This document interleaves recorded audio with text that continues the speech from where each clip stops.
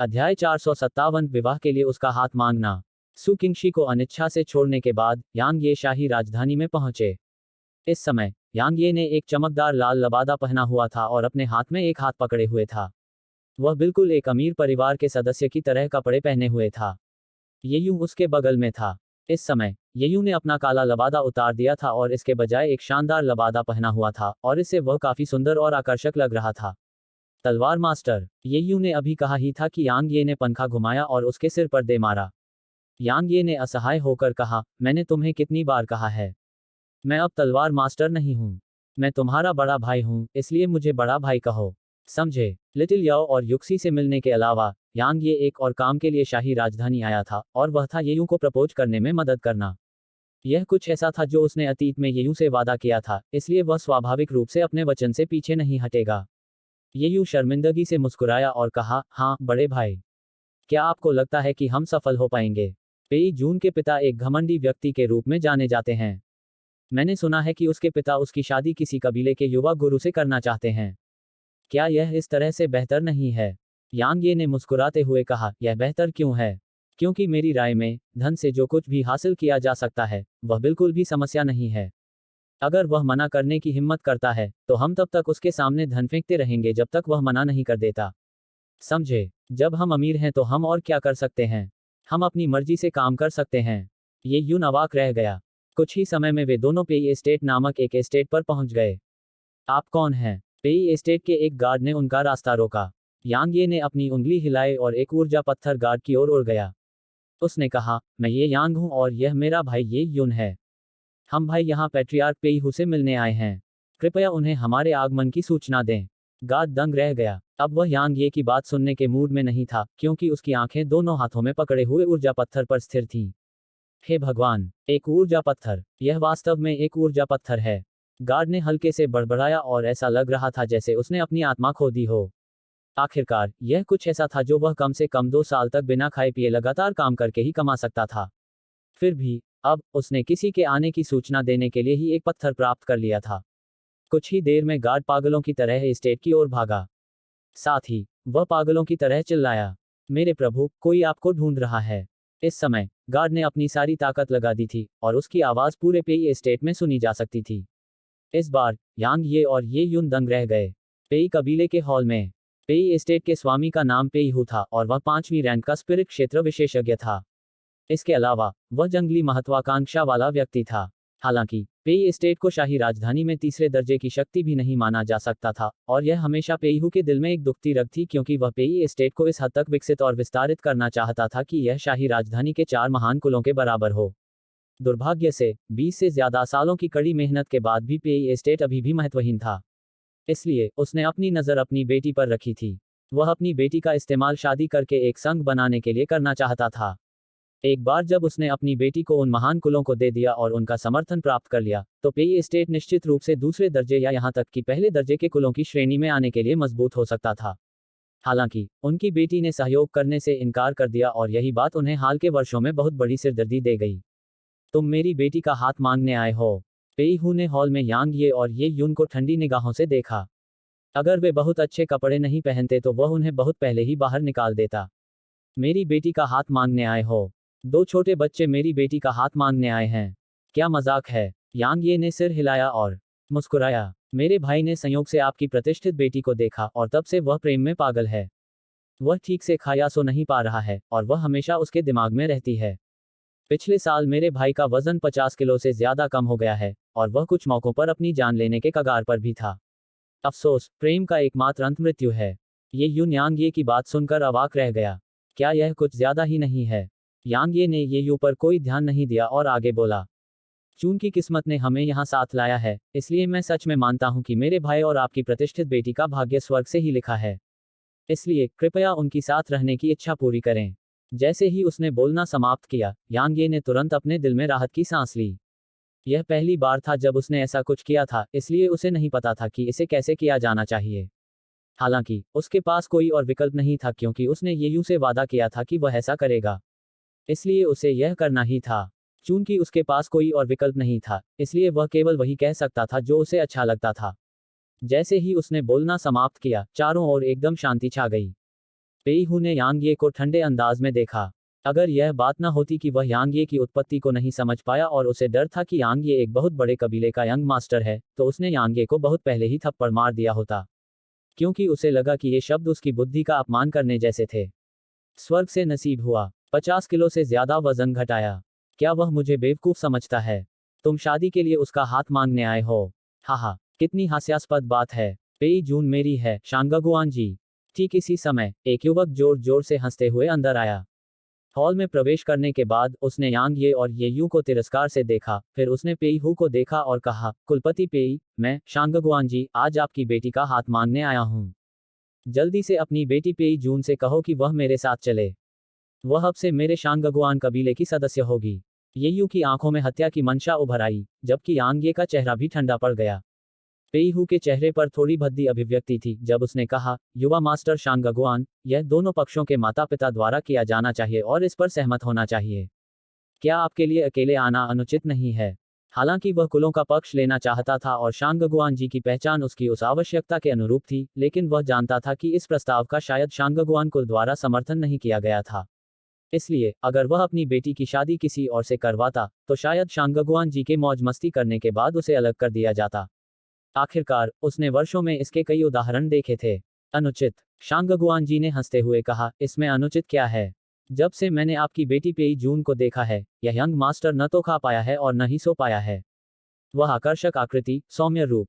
टकराना। अचानक शांगगुआन जी उड़ गई। यह कोई और नहीं बल्कि ये यून था जिसने हमला किया था। आखिर जब कोई उसके सामने उसे छेड़े तो वह इसे कैसे सहन कर सकता था? पेईहू दंग रह गया। उसने उम्मीद नहीं की थी कि इस आदमी ने शांगगुआन जी पर हमला करने की हिम्मत की। सबसे महत्वपूर्ण बात, उसने कल्पना भी नहीं की थी कि उसके सामने यह आदमी वास्तव में इतना दुर्जय था।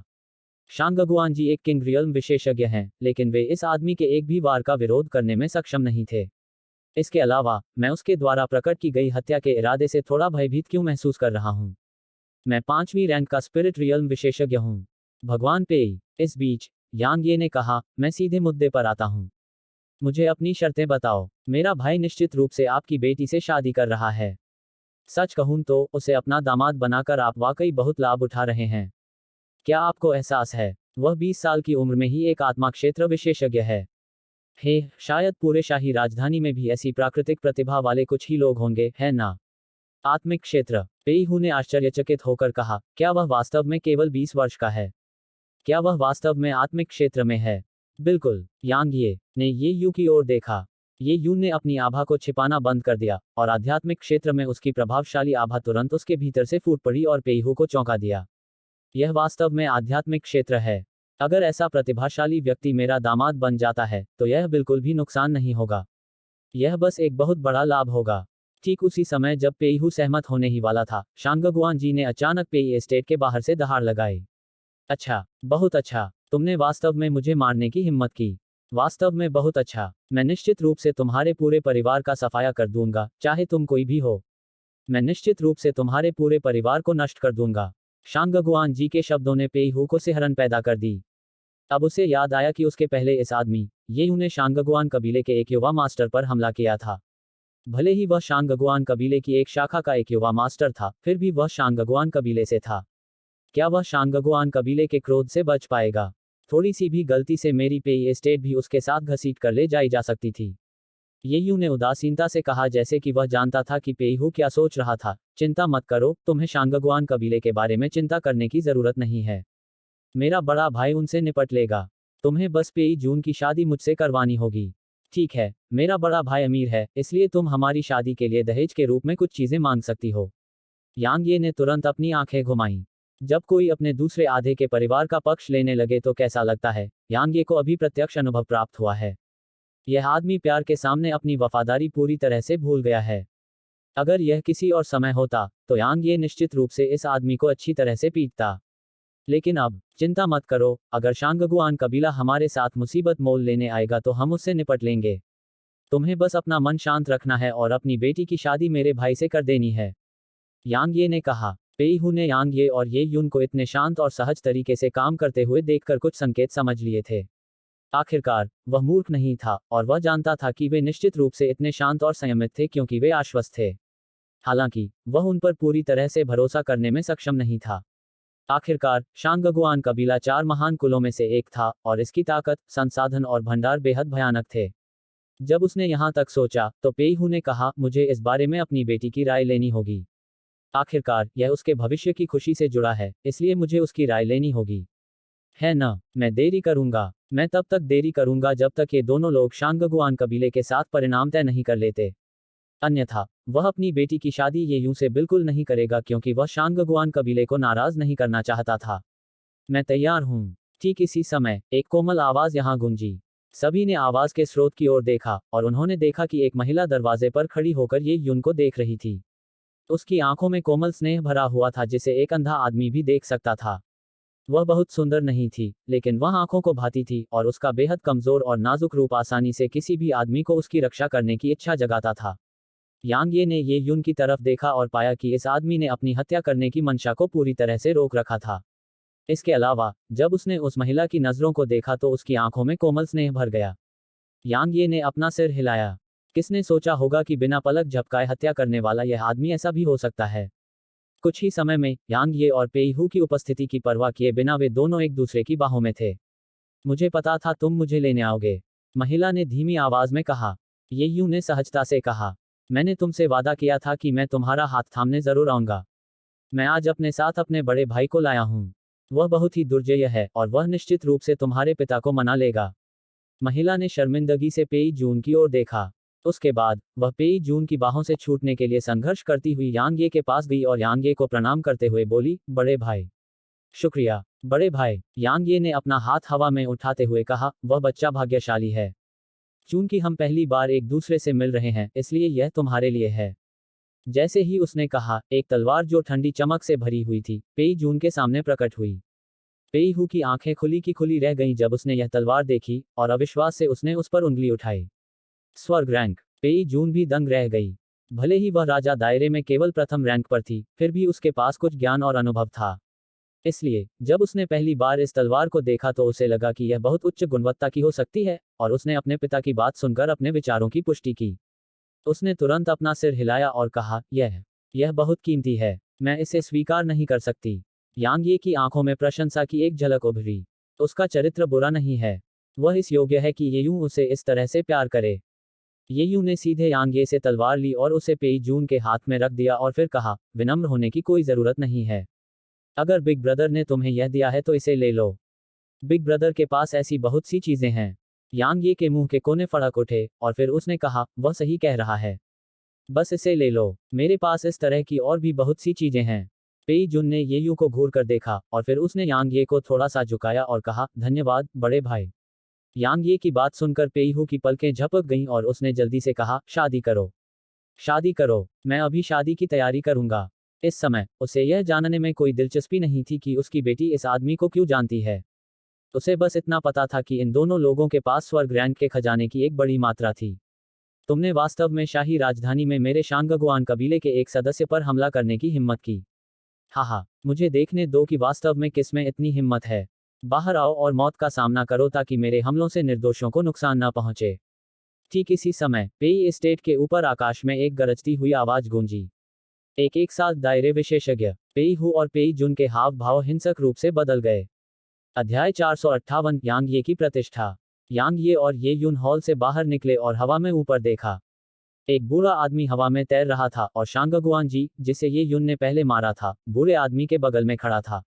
इस समय शांगगुआन जी एक क्रूर नजर से ये यून और यांग ये को घूर रहा था। युवा मास्टर ये पेईहू जो उनके साथ बाहर आया था ने उन्हें थोड़ी चिंता के साथ देखा। भले ही वह जानता था कि यांग ये की पृष्ठभूमि निश्चित रूप से असाधारण थी, लेकिन अंत में वे शांगगुआन कबीले का सामना कर रहे थे।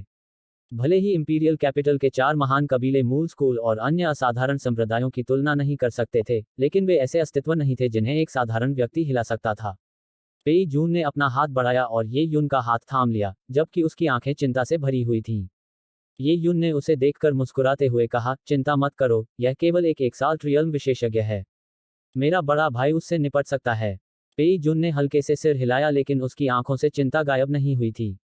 क्या यह तुम ही थे जिन्होंने मेरे शांगगुआन कबीले के एक सदस्य पर हमला किया था? बूढ़े आदमी ने यांगे को देखा और धीमी आवाज में यह सवाल पूछा। तीसरे अंकल, उस पर अपनी सांसें क्यों बर्बाद कर रहे हो? बस उन्हें मार डालो। मेरे लिए पेई एस्टेट का भी सफाया कर दो। लेकिन उस औरत को मत मारो। मैं उसे जिंदा चाहता हूँ और मैं उसे तब तक हर तरह की यातनाएं दूंगा जब तक वह मर नहीं जाती, क्योंकि उसने वास्तव में मुझे धोखा देने और किसी दूसरे आदमी के साथ अवैध संबंध बनाने की हिम्मत की। शांगगुआन जी ने पागलों की तरह दहाड़ लगाई जब उसने ये यूं और पेई जून के आपस में जुड़े हाथों को देखा।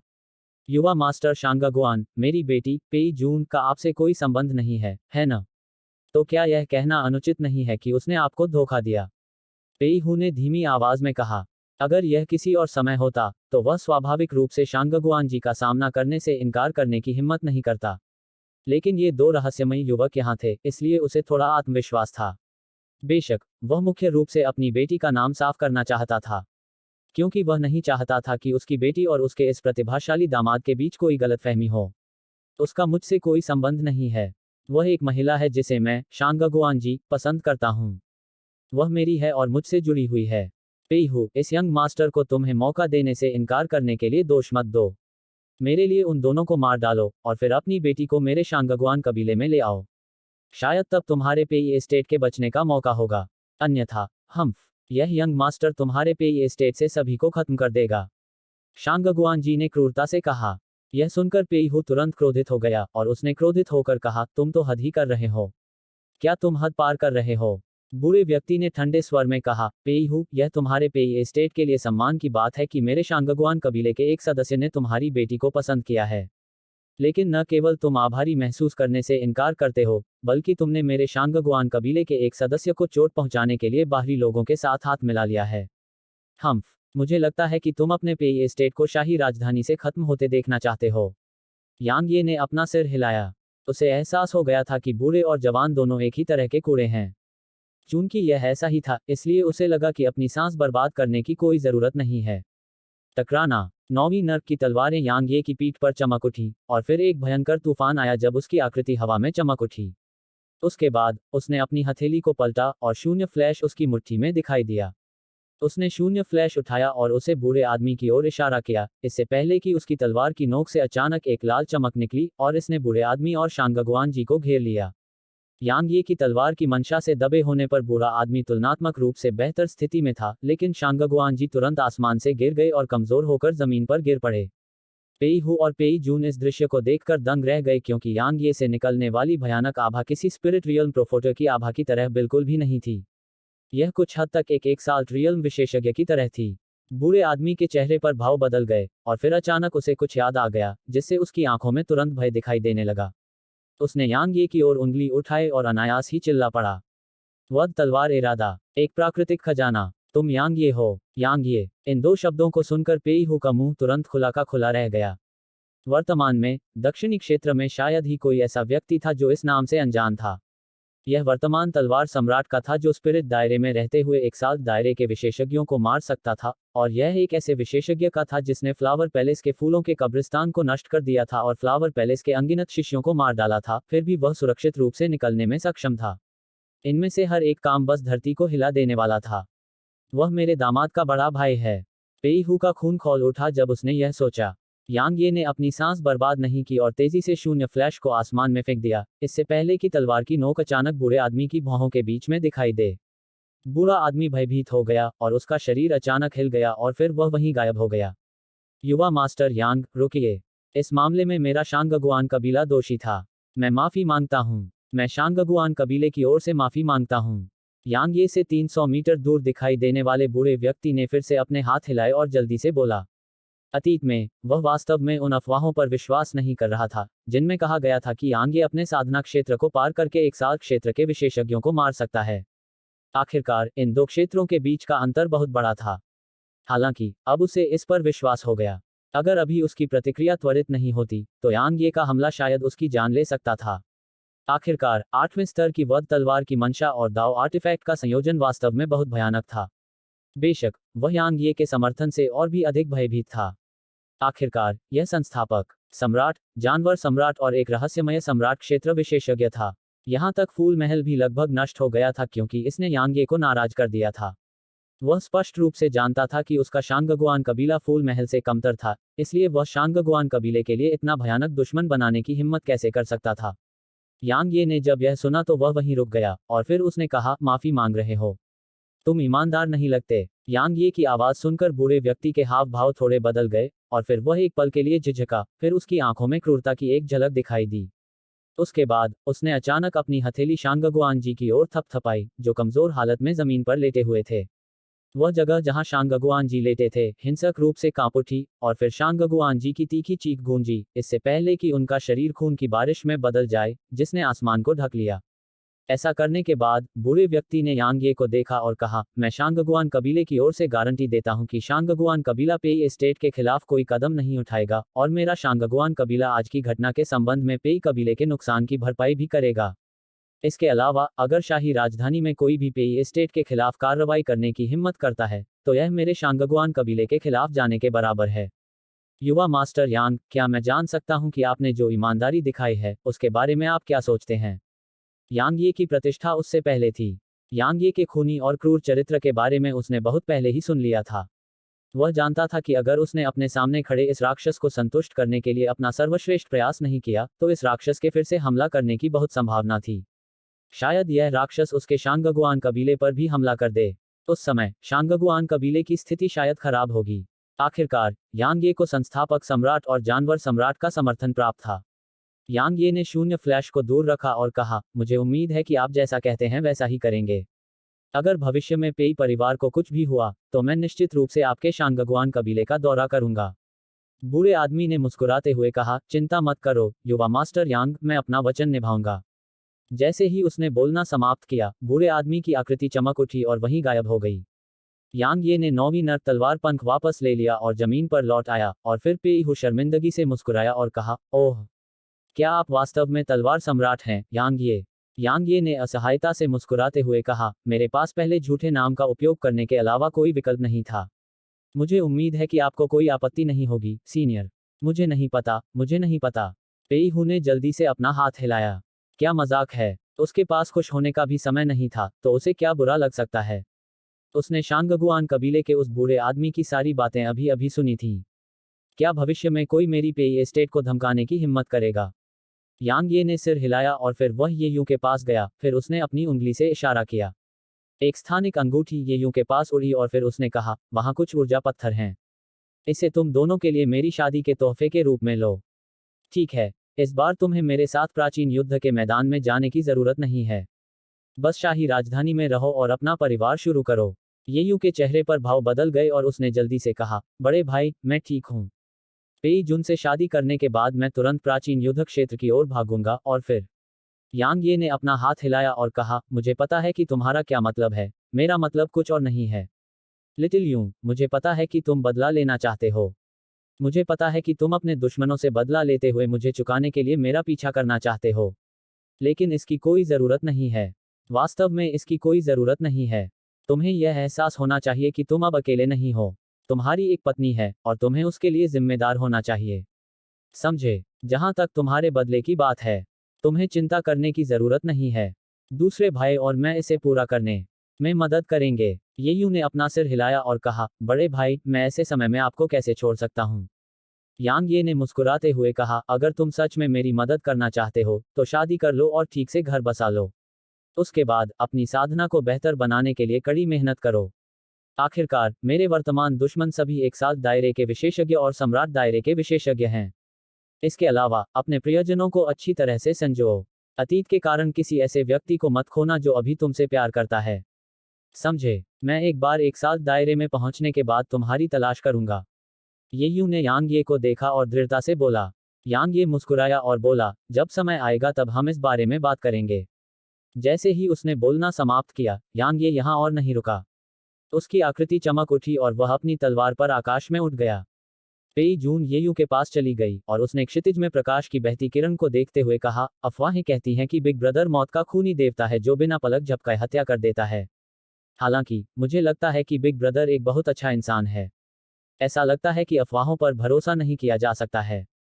ये यून ने हंसते हुए कहा, अफवाहें सच हैं। बिग ब्रदर वाकई ऐसा ही इंसान है, लेकिन यह सिर्फ अपने दुश्मनों के प्रति है। वह वाकई बहुत खूनी है और अपने दुश्मनों का सामना करते हुए बिना पलक झपकाए हत्या कर देता है। मैंने खुद देखा है कि उसने फ्लावर पैलेस के हजारों शिष्यों को कैसे मारा, और उस समय उसने मुंह भी नहीं सिकोड़ा। हालांकि वह वाकई बहुत अच्छा है और अपने लोगों के प्रति वफादार है और मैं बहुत भाग्यशाली हूं कि मैं उसका साथ दे रहा हूं। मुझे लगता है कि वह भी एक अच्छा इंसान है। पेई हू ने बगल से सिर हिलाया। क्या यांग ये एक अच्छा इंसान था? बेशक वह था। कम से कम पेई हू की राय में वह एक अच्छा इंसान था। आखिरकार यांग ये ने अपने पेई एस्टेट की मदद की थी और यह यांग ये ही था जिसने उसे भविष्य में शाही राजधानी में घूमने की क्षमता प्रदान की थी। तो ऐसा व्यक्ति स्वाभाविक रूप से एक अच्छा इंसान था। Dot dot dot dot dot dot पेई एस्टेट छोड़ने के बाद यांग ये अमर भोग मंडप में पहुंचे। उन्हें स्वाभाविक रूप से किन जियू से मिलने जाना था। जैसे ही उसने दरवाजे को धक्का देकर खोला और अंदर गया, एक आकृति उसके सामने आई। इससे पहले कि यांग ये को महसूस हुआ कि कोई उसे पकड़ रहा है, जबकि उसके होंठ नर्म मांस के जोड़े से ढके हुए थे। यह स्वाभाविक रूप से किन जियुए था। तुम कमीने, इतने लंबे समय के लिए दक्षिणी क्षेत्र में लौटने के बाद तुम मुझसे मिलने भी नहीं आए। क्या किसी नए को पाने के बाद तुम मुझे इतनी जल्दी भूल गए हो? धिक्कार है, यह सोचना कि मैं यहाँ शाही राजधानी में तुम्हारे लिए अपनी पवित्रता बचा रही थी। क्या तुम्हें ऐसा नहीं लगता कि तुमने मुझे निराश किया है? बस तुम इंतजार करो, मैं आज तुम्हें निचोड़ कर रख दूंगी। किन जियू ने यह कहते हुए उन्माद में यांग ये के कपड़े फाड़ दिए और उसके व्यवहार ने यांग ये को मौके पर ही स्तब्ध कर दिया। कुछ ही समय में यांग ये पूरी तरह से नंगी हो गई। आड़ू के फूल जमीन पर खिले हुए थे और दबी हुई कराहें गूंज रही थीं। यह एक बेहद खूबसूरत नज़ारा था। अध्याय 459। क्या आपको शियाओ युक्सी से लगाव हो गया है? युद्ध के बाद वे दोनों कमरे में एक दूसरे के सामने बैठे थे, जबकि कमरे में एक अजीब सी आभा फैली हुई थी। क्यों? यांग ये ने पूछा। किन शियुए ने आज बहुत ही असामान्य तरीके से व्यवहार किया था और उसे विश्वास नहीं हुआ कि किन शियुए उससे इस हद तक प्यार करती है। किन जियुए चुप हो गई। हमारा रिश्ता पहले ही इस स्थिति तक पहुंच चुका है। तो क्या अभी भी कुछ ऐसा है जो तुम मुझे नहीं बता सकती? यांग ये ने हल्के स्वर में कहा।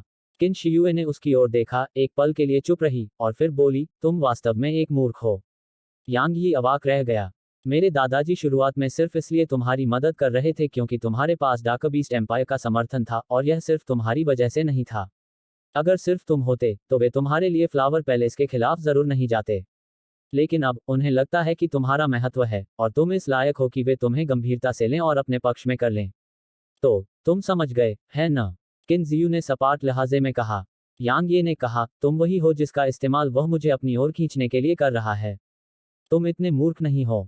किन शियुए ने यांग ये की ओर देखा और कहा, भले ही तुम ग्रैंड किन साम्राज्य के साथ सहयोग कर रहे हो, लेकिन यह इस आधार पर स्थापित है कि डाकबीस्ट साम्राज्य तुम्हारा समर्थन कर रहा था। आखिरकार तुम अकेले ग्रैंड किन साम्राज्य के लिए वास्तव में उपयोगी नहीं हो। हालांकि क्योंकि तुम इतने उत्कृष्ट हो कि मेरे दादा भी तुमसे प्रभावित हो गए थे, इसलिए वह तुम्हें साम्राज्य का सदस्य बनाना चाहते हैं। कम से कम वह चाहते हैं कि साम्राज्य के साथ तुम्हारा रिश्ता डाकबीस्ट साम्राज्य से बेहतर हो। संक्षेप में, तुम्हें इन सब के बारे में विस्तार से समझाना बहुत मुश्किल है। तुमने यह स्वेच्छा से नहीं किया, है ना? यांग ये ने हल्की आवाज में पूछा। क्या यह महत्वपूर्ण है? किन शियुए के मुंह के कोनों पर आत्मा उपहास की एक झलक उभरी। उसने कहा, जैसे ही दादाजी ने मेरी माँ और मुझे एक उपाधि प्रदान की, मैं उनके इरादों को समझ गई।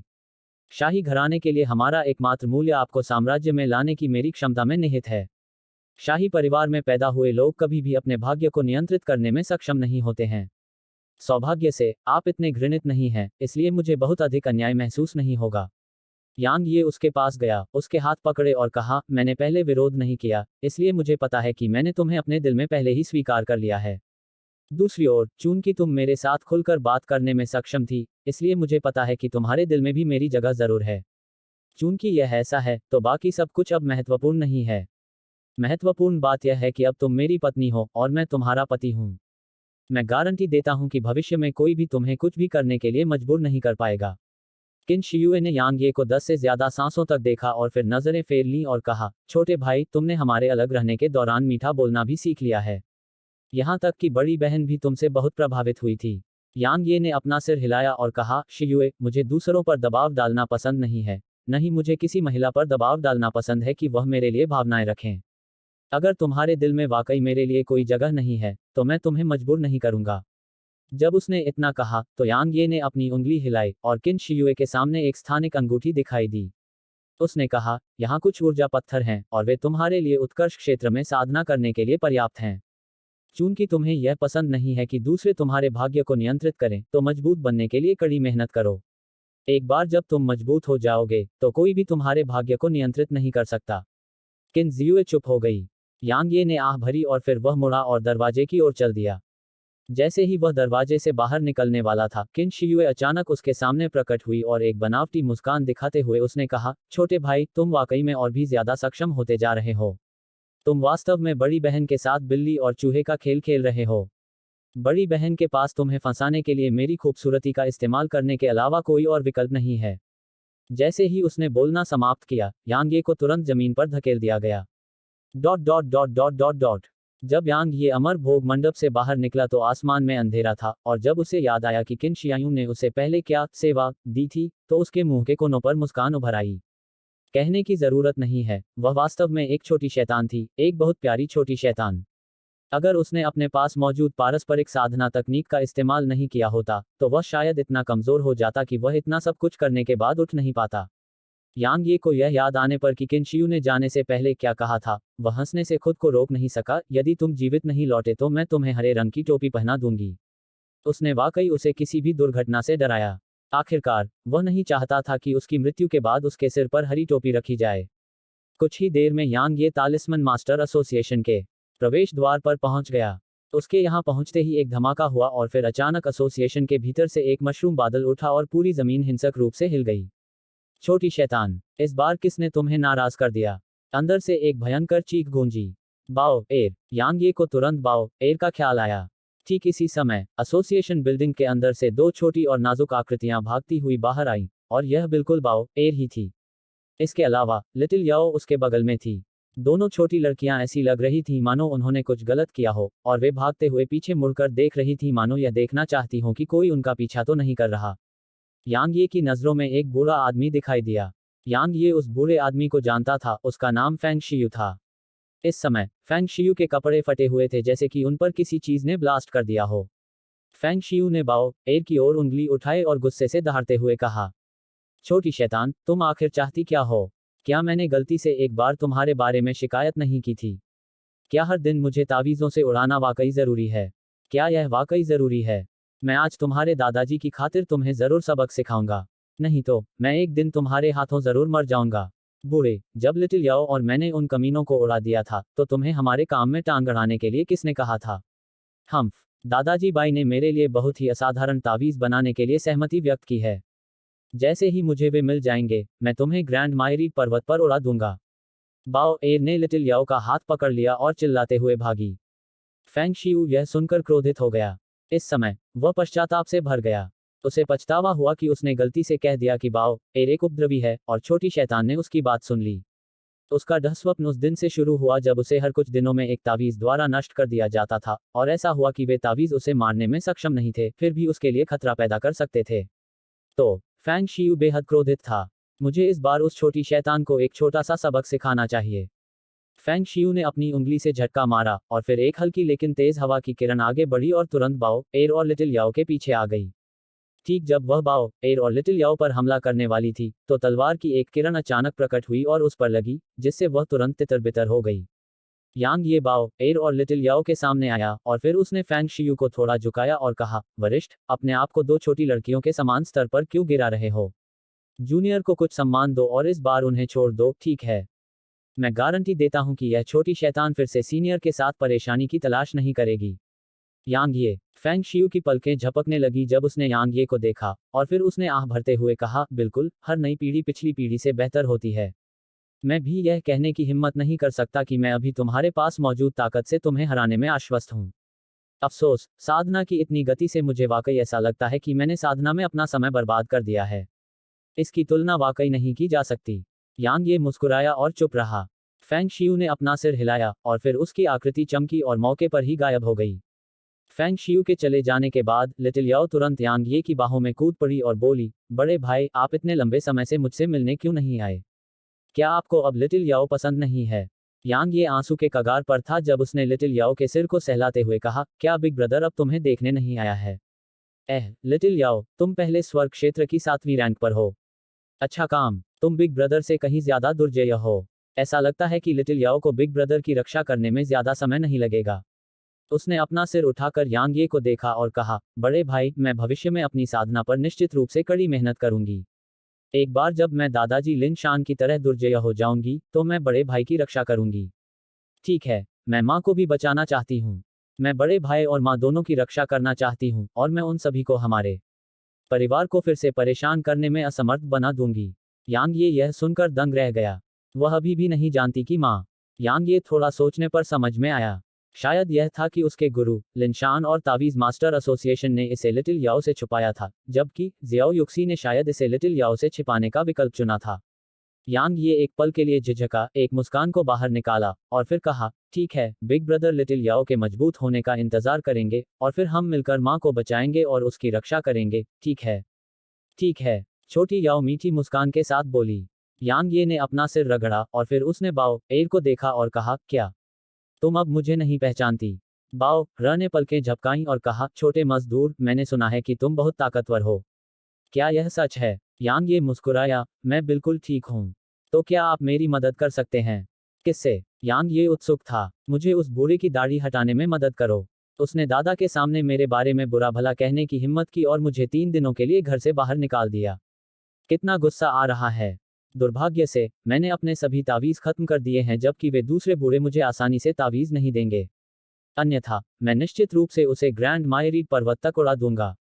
बाओ र ने गुस्से से कहा। यांग ये ने अपना सिर हिलाया। वह वास्तव में एक छोटी शैतान है। यांग ये उसके पास गया, कुछ दुर्लभ स्वर्ग रैंक स्पिरिट जड़ी बूटियां निकाली और फिर उन्हें उसके पास देते हुए कहा, मैं इसमें तुम्हारी मदद नहीं कर सकता। हालांकि मैं तुम्हें ये दे सकता हूँ। तुम्हें इन्हें पहचानना आना चाहिए। इन्हें उन बुरे लोगों के पास ले जाओ और वे निश्चित रूप से तुम्हें बदले में कुछ असाधारण तावीज देने को तैयार होंगे। कुछ ले लो और उनसे उसे उड़ा दो, ठीक है। बाओ एर ने पलकें झपकाईं और फिर यांग ये से उन सभी स्पिरिट जड़ी बूटियों को छीन लिया, इससे पहले कि वह चिल्लाती। एक स्वर्ग रैंक ब्लू सिल्वर घास, एक स्वर्ग रैंक जेड क्लाउड जड़ी बूटी, एक स्वर्ग रैंक ब्लू सिल्वर फल।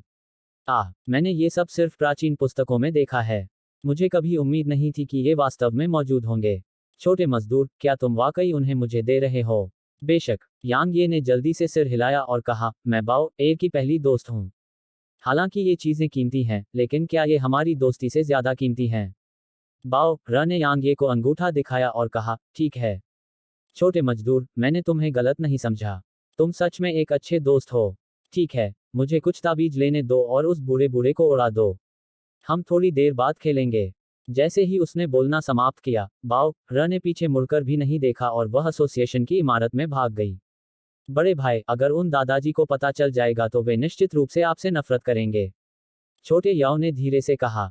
यांग ये मुस्कुराए और बोली, छोटी याओ निश्चित रूप से मेरे रहस्य को उजागर नहीं करेगी, है ना? छोटे याओ ने दृढ़ता से कहा, बिल्कुल। यांग ये मुस्कुराया और फिर उसने बगल की ओर देखा और कहा, युक्सी, अपने आप को दिखाओ। यांग ये और लिटिल याओ के बोलने के बाद जियाओ युक्सी उनके सामने आई और फिर उसने यांग ये को देखने से पहले लिटिल याओ को हल्के से सिर हिलाया। मैंने उसे नहीं बताया। मुझे पता है। यांग ये ने सिर हिलाया। उसने लिटिल याओ का हाथ पकड़ा और कहा, आओ और अपनी भाभी से मिलो। भाभी? छोटी याओ दंग रह गई। उसने जियाओ युक्सी की ओर देखा और फिर यांग ये की ओर देखा। यांग ये ने सिर हिलाया। जियाओ युक्सी ने लिटिल याओ के पास जाने की पहल की और फिर उसने लिटिल याओ का दूसरा हाथ पकड़ा और फिर अपना हाथ घुमाया। एक सुंदर और घुमावदार चांदी की कृपाण लिटिल याओ के सामने प्रकट हुई, जब जियाओ युक्सी ने कहा, यह तुम्हारे लिए है। स्वर्गीय श्रेणी का खजाना। लिटिल याओ ने उस पर नजर डालते ही कहा और फिर उसने जियाओ युशी को देखा और अनिश्चितता से बोली, क्या यह वास्तव में मेरे लिए है? जियो युक्सी ने सिर हिलाया। छोटी याओ ने मीठी मुस्कान दी और फिर उसने चांदी की घुमावदार तलवार ली जो सिकाडा की हवा की तरह पतली थी। उसके बाद उसे कुछ सूझा और उसने अपना सिर उठाकर शियाओ युक्सी को देखा। वह एक पल के लिए झिझकी और फिर बोली, धन्यवाद भाभी। यह सुनते ही जियो युक्सी के मुंह के कोने थोड़े से सिकुड़ गए और एक मोहक मुस्कान बन गई। ओह, कितनी खूबसूरत महिला है। ठीक इसी समय एक युवक जो एसोसिएशन भवन की ओर चलने ही वाला था, रुक गया और उसने शियाओ युक्सी को देखते हुए प्रशंसा से कहा। उस युवक के पास एक बूढ़ा आदमी भी खड़ा था जो एक काले रंग की लोहे की छड़ी पकड़े हुए था। जियाओ युक्सी ने थोड़ा सा मुंह बनाया, लेकिन उस युवक पर कोई ध्यान नहीं दिया, क्योंकि वह लिटिल याओ के साथ यांग ये के पास चली गई थी। यांग ये ने युवक की तरफ देखा और फिर उसने उनके हाथ पकड़े और दूर की ओर चला गया, क्योंकि वह वास्तव में ऐसे आदमी पर कोई ध्यान देने में दिलचस्पी नहीं रखता था। युवक थोड़ा स्तब्ध रह गया और फिर उसने एक चंचल मुस्कान प्रकट करते हुए कहा, मैंने कभी उम्मीद नहीं की थी कि मैं तावीज मास्टर बनने के लिए परीक्षा में भाग लेने के लिए आने पर वास्तव में ऐसी असाधारण महिला से मिलूंगा। एल्द हेई, मैं उसे चाहता हूँ। छड़ी पकड़े हुए बूढ़े आदमी ने हंसते हुए कहा, जबकि उसकी आंखों में वासना की एक झलक दिखाई दी। जैसा आप चाहें, युवा मास्टर।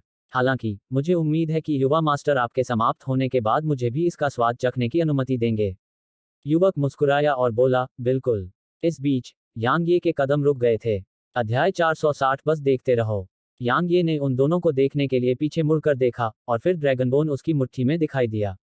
वह जानता था कि चूंकि वे दिन के उजाले में और तालिस्मन मास्टर एसोसिएशन के ठीक सामने बिना किसी डर के ऐसे शब्द बोलने की हिम्मत कर रहे थे, इसलिए उन्हें अपनी क्षमता और समर्थन पर पूरा भरोसा था। हालांकि, यह उसके लिए महत्वपूर्ण नहीं था। महत्वपूर्ण बात यह थी कि उन्हें मरना था। एल्दहेई, लगता है वह हमें मारने का इरादा रखता है। युवक ने अतिशयोक्ति की और यांग ये को तलवार निकालते देख 2 कदम पीछे हट गया, और उसने कहा, कोई वास्तव में मुझे, बेइमिंग है को, इंपीरियल कैपिटल में और टेलिस्मैन मास्टर एसोसिएशन के ठीक सामने मारने की कोशिश कर रहा है। एल्दहेई, मैं बहुत डर गया हूँ। एल्दहेई ने यांग ये को तिरस्कार से देखा और कहा, चिंता मत करो युवा गुरु। वह आत्मा क्षेत्र में बस एक चींटी है जिसे मैं अपनी छड़ी के एक झटके से खत्म कर सकता हूँ। युवक ने फिर से अतिशयोक्तिपूर्ण तरीके से काम किया और राहत की एक बड़ी सांस ली। फिर उसने यांग ये को देखा और कहा, बच्चे, मुझे तुम्हारे बगल में बैठी उस महिला से लगाव हो गया है। अगर तुम जीना चाहते हो तो उसे सौंप दो, और शायद मैं खुश हो जाऊं और तुम्हारी जान बख्श दूं। नहीं तो, हे, अगर तुम चाहो तो भी तुम्हारे लिए मरना मुश्किल होगा। यांग ये की आंखें थोड़ी सिकुड़ गईं, और वह हमला करने ही वाला था कि अचानक बगल से जोरदार हंसी की आवाज आई। हाहा, बेइमिंग है, तुम कामुक आदमी हो। ऐसा लगता है कि तुम्हें फिर से कुछ अच्छा मिल गया है कि तुम वास्तव में उसे तालिस्मन मास्टर एसोसिएशन के सामने खुलेआम पकड़ने की कोशिश कर रहे हो। मैं, शांगगुआन तियान, वास्तव में प्रत्याशा से भर गया हूँ। बेशक, मुझे भी इसमें हिस्सा लेना चाहिए क्योंकि मैं यह सब देखने के लिए यहाँ था। शांगगुआन कबीला। यांग ये की आंखों में एक ठंडी चमक चमक उठी जब उसने अपना सिर एक तरफ घुमाया। उसने देखा कि एक युवक धीरे धीरे आगे बढ़ रहा था और एक बूढ़ा आदमी आगे चल रहा था। यांग ये ने सीधे युवक की अनदेखी की और बूढ़े आदमी पर नजर डाली। क्योंकि बूढ़ा आदमी कोई और नहीं बल्कि वही बूढ़ा आदमी था जिसने पेई एस्टेट में शांगगुआन जी के लिए आवाज उठाई थी।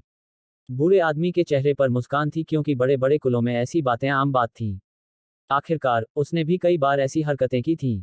हालांकि, यांग ये को देखते ही उसके चेहरे की मुस्कान तुरंत गायब हो गई, और फिर यह बेहद बदसूरत हो गई। दूसरी ओर, उसके बगल में बैठे युवक ने अपनी नज़र जियाओ युक्सी पर डाली, और उसकी आंखें तुरंत चमक उठीं और फिर उसने कहा, कितनी खूबसूरत। बेइमिंग हाय, इस बार तुम्हारा स्वाद बहुत बढ़िया है। मैं, शांगगुआन तियान, भी एक बारी लूंगा, है न? हाँ, थप्पड़। अचानक, शांगगुआन तियान के बगल में बैठे बूढ़े व्यक्ति ने उसके चेहरे पर जोरदार थप्पड़ मारा, और वह तुरंत ही 30 मीटर दूर जाकर गिरा। बीमिंग हाय, एल्दहेई और शांगगुआन तियान स्तब्ध रह गए। बूढ़ा आदमी यांग ये के पास गया और हल्की सी चापलूसी भरी मुस्कान दिखाते हुए बोला, युवा मास्टर यांग, यह एक गलतफहमी है, एक गलतफहमी। मुझे उम्मीद है कि आप उदार होंगे और मेरे इस भतीजे को माफ कर देंगे। युवा मास्टर यांग, बेइमिंग हाई ने धीमी आवाज में कहा, शांगगुआन म्यू, वह यांग कबीले का सदस्य है। मैंने उसके बारे में क्यों नहीं सुना? लेकिन इससे कोई फर्क नहीं पड़ता। शांगगुआन म्यू, क्या आपका शांगगुआन कबीला बद से बदतर होता जा रहा है? यांग कबीला सिर्फ एक कबीला है जो पतन की ओर जा रहा है। मेरे बेइमिंग कबीले और आपके शांगगुआन कबीले के सदस्यों के लिए यह उनका सम्मान है कि वे अपनी महिलाओं को पसंद करें। क्या उसके साथ इस तरह का व्यवहार करना जरूरी है? यह तुम्हारा कोई काम नहीं है। बूढ़ा आदमी अचानक पलटा और बेइमिंग हाई को बीच में टोक दिया, और फिर वह गुस्से से चिल्लाया, बेइमिंग हाई, तुम बेवकूफ हो। तुम्हारा बेइमिंग कबीला कभी मेरे शांगगुआन को अभिनय करना सिखाने की स्थिति में नहीं रहा। तुम मूर्ख हो। तुम्हें बस यह सोचना चाहिए कि तुम बाद में कैसे मरने वाले हो। मुझे देखने दो कि क्या तुम्हारा वह सुरक्षात्मक पिता तुम्हें बचा पाता है। इस समय, शांगगुआन म्यू को वास्तव में रोना आ रहा था। वह कैसे सोच सकता था कि उसे फिर से इस दुष्ट अस्तित्व का सामना करना पड़ेगा। इसके अलावा, उसने फिर से इस दुष्ट अस्तित्व को अपमानित भी किया था। क्या यह हो सकता है कि स्वर्ग मुझे यातना देना चाहता है? शांगगुआन म्यू की बात सुनकर बेइमिंग हाई तुरंत क्रोधित हो गया, और वह बोलने ही वाला था कि यांग ये ने कहा, तो 4 महान कुलों के शिष्य बहुत ही बेकार हैं। इससे पहले इसका मुझसे कोई लेना देना नहीं था, लेकिन आप सभी को बस मुझसे परेशानी की तलाश थी। ठीक है, शांगगुआन म्यू, है न? अगर मैं उसे मार दूं तो आपको कोई आपत्ति नहीं होगी, है न? शांगगुआन म्यू के मुंह के कोने फड़क उठे, और फिर वह कड़वाहट से मुस्कुराया और बोला, युवा मास्टर यांग, वह मेरे शांगगुआन कबीले का एक दुर्लभ तावीज मास्टर है। कृपया दया करो। तो आप असहमत हैं? यांग ये ने उदासीनता से कहा। शांगगुआन म्यू का दिल कांप उठा, जबकि उसके दिमाग में लगातार विचार कौंध रहे थे। अगर वह शांगगुआन तियान को बचाता, तो इसका मतलब था कि वह यांग ये को नाराज कर सकता था। यांग ये के चरित्र के साथ उसे लगा कि यांग ये सचमुच शांगगुआन कबीले पर हमला कर सकता है। शांगगुआन कबीले को यांग ये से डरने की कोई जरूरत नहीं थी अगर वह अकेला था, लेकिन संस्थापक सम्राट, जानवर सम्राट और एक रहस्यमय सम्राट क्षेत्र विशेषज्ञ यांग ये के पीछे खड़े थे। सबसे महत्वपूर्ण कारक यांग ये की अपनी प्राकृतिक प्रतिभा थी। यदि शांगगुआन कबीला ऐसे दुश्मन का सफाया नहीं कर सकता, तो बेहतर है कि ऐसा दुश्मन न बनाया जाए। अन्यथा शांगगुआन कबीला उसके क्रोध को सहन नहीं कर पाएगा। शांगगुआन म्यू ने एक गहरी सांस ली और फिर वह एक तरफ हट गया और बोला, युवा मास्टर यांग, कृपया जैसा आप चाहें वैसा करें। जब उसने यह दृश्य देखा, तो शांगगुआन तियान ने अपना सूजा हुआ चेहरा पकड़ा और अविश्वास से कहा, तीसरे चाचा, मैं आपका भतीजा हूं। आप उसे मुझे मारने की अनुमति कैसे दे सकते हैं? अगर आप ऐसा करेंगे तो आप मेरे पिता का सामना कैसे करेंगे? चाहे वह कितना भी दुर्जय क्यों न हो, क्या वह मेरे शांगगुआन कबीले से अधिक दुर्जय हो सकता है? वह आत्मा क्षेत्र में बस एक चींटी है, मैं। एक कृपाण से प्रकाश की किरण चमकी और फिर शांगगुआन तियान का सिर हवा में उड़ गया। यांग ये ने शियाओ युक्सी की ओर देखा जिसने हमला किया था, और वह उदासीनता से बोली, उसने तुम्हारा अपमान किया। यांग ये दंग रह गया। इस बीच शांगगुआन म्यू ने कहा, युवा मास्टर यांग, यह मामला अब खत्म हो जाना चाहिए, है ना? यांग ये ने कहा, मैं समझ सकता था कि आप अभी एक चाल चलना चाहते थे, लेकिन आपने अंत में हमला नहीं किया। यह मेरे लिए बहुत खेदजनक है क्योंकि मैं वास्तव में आपके शांगगुआन कबीले का दौरा करना चाहता हूं। शांगगुआन म्यू की अभिव्यक्ति बदल गई और फिर वह फूट फूट कर हंसा और बोला, युवा मास्टर यांग, आप मजाक कर रहे होंगे। भले ही आप केवल आध्यात्मिक क्षेत्र में हैं, मुझे डर है कि आपके लिए एक साल क्षेत्र के विशेषज्ञों को मारना मुश्किल नहीं है। तो मैं युवा मास्टर यांग के खिलाफ कार्रवाई करने की हिम्मत कैसे कर सकता हूं? जहां तक मेरे शांगगुआन कबीले का दौरा करने की बात है, मैं शांगगुआन कबीले का प्रतिनिधित्व करते हुए ईमानदारी से युवा मास्टर यांग को हमारे कबीले में आमंत्रित करता हूं। मेरे शांगगुआन कबीले में कई तलवार साधक हैं जो युवा मास्टर यांग के प्रति प्रशंसा से भरे हुए हैं। यांग ये ने हंसते हुए कहा, तुम जा सकते हो। याद रखो तुमने पेई एस्टेट में क्या कहा था। बेशक। जैसे ही उसने बोलना समाप्त किया, शांगगुआन म्यू मुड़ा और दूर की ओर चल दिया। हालांकि वह कुछ ही कदम आगे बढ़ा था कि वह एक बार फिर रुक गया, और फिर उसने बेइमिंग हाई की ओर देखा और कहा, बेवकूफ। उसके बाद वह यहां और नहीं रुका और वहीं गायब हो गया। आप वास्तव में कौन हैं? बेइमिंग हाई ने धीमी आवाज में कहा।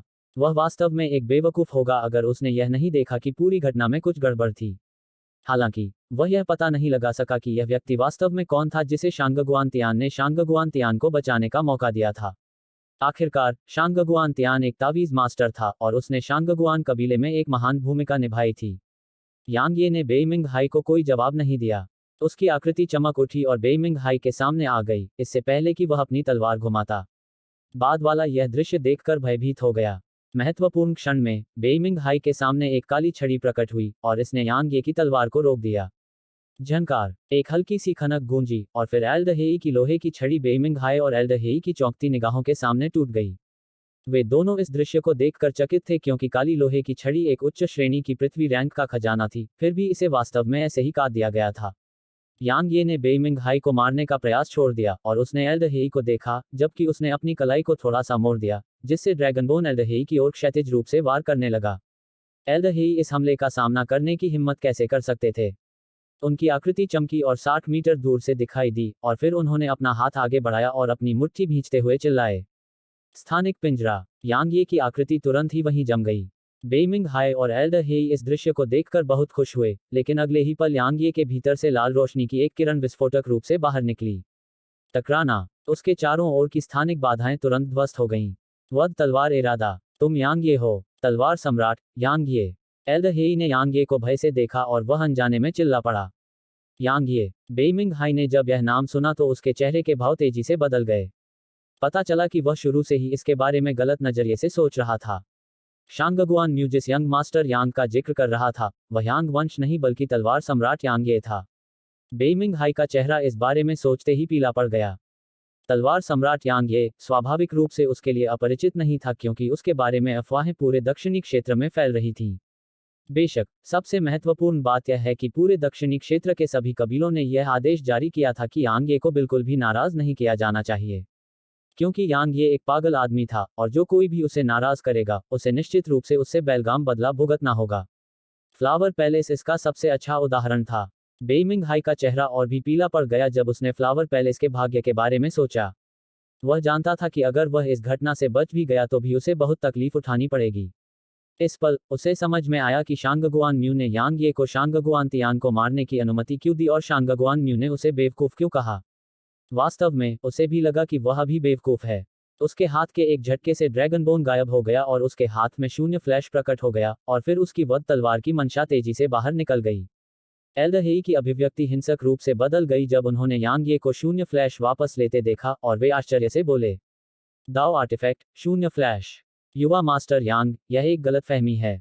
यह एक गलतफहमी है। हालांकि यांग ये ने अपनी सांस नहीं ली। उसने बस शून्य फ्लैश को घुमाया और फिर उसकी नोक अचानक एल्डरहेई की छाती के सामने आ गई।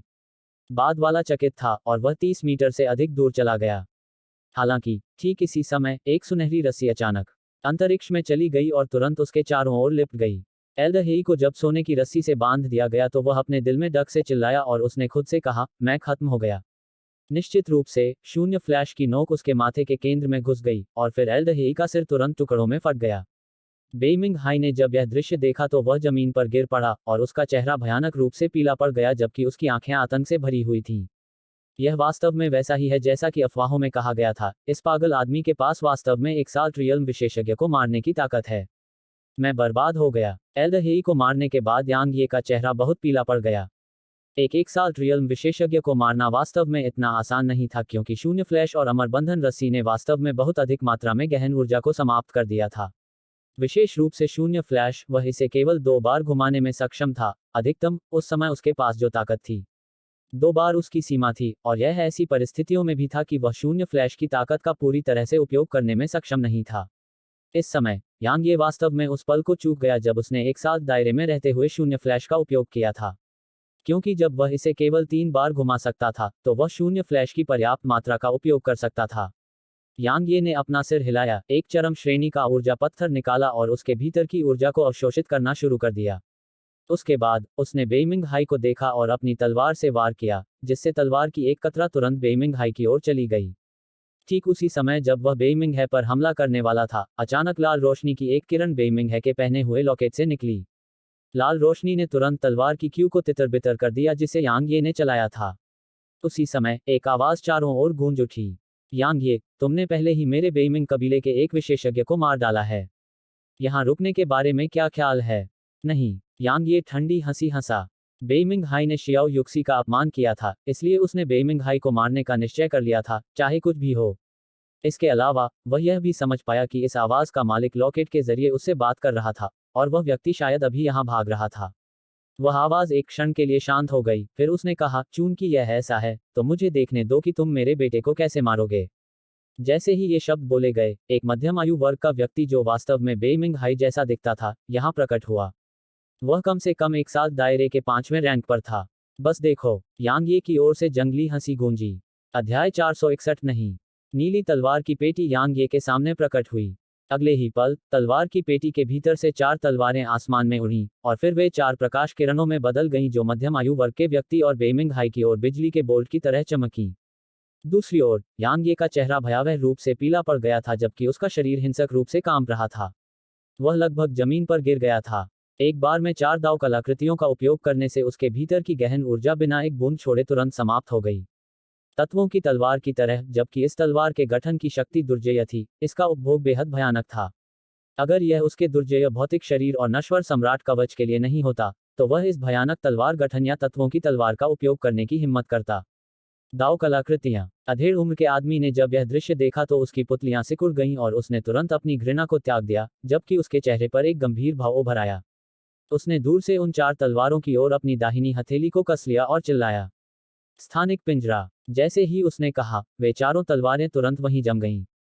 हालांकि एक पल भी नहीं बीता था कि उन्होंने स्थानिक अवरोध को तोड़ दिया और अधेड़ उम्र के आदमी की ओर गोली चला दी। अधेड़ उम्र के आदमी के चेहरे पर भाव बदल गए।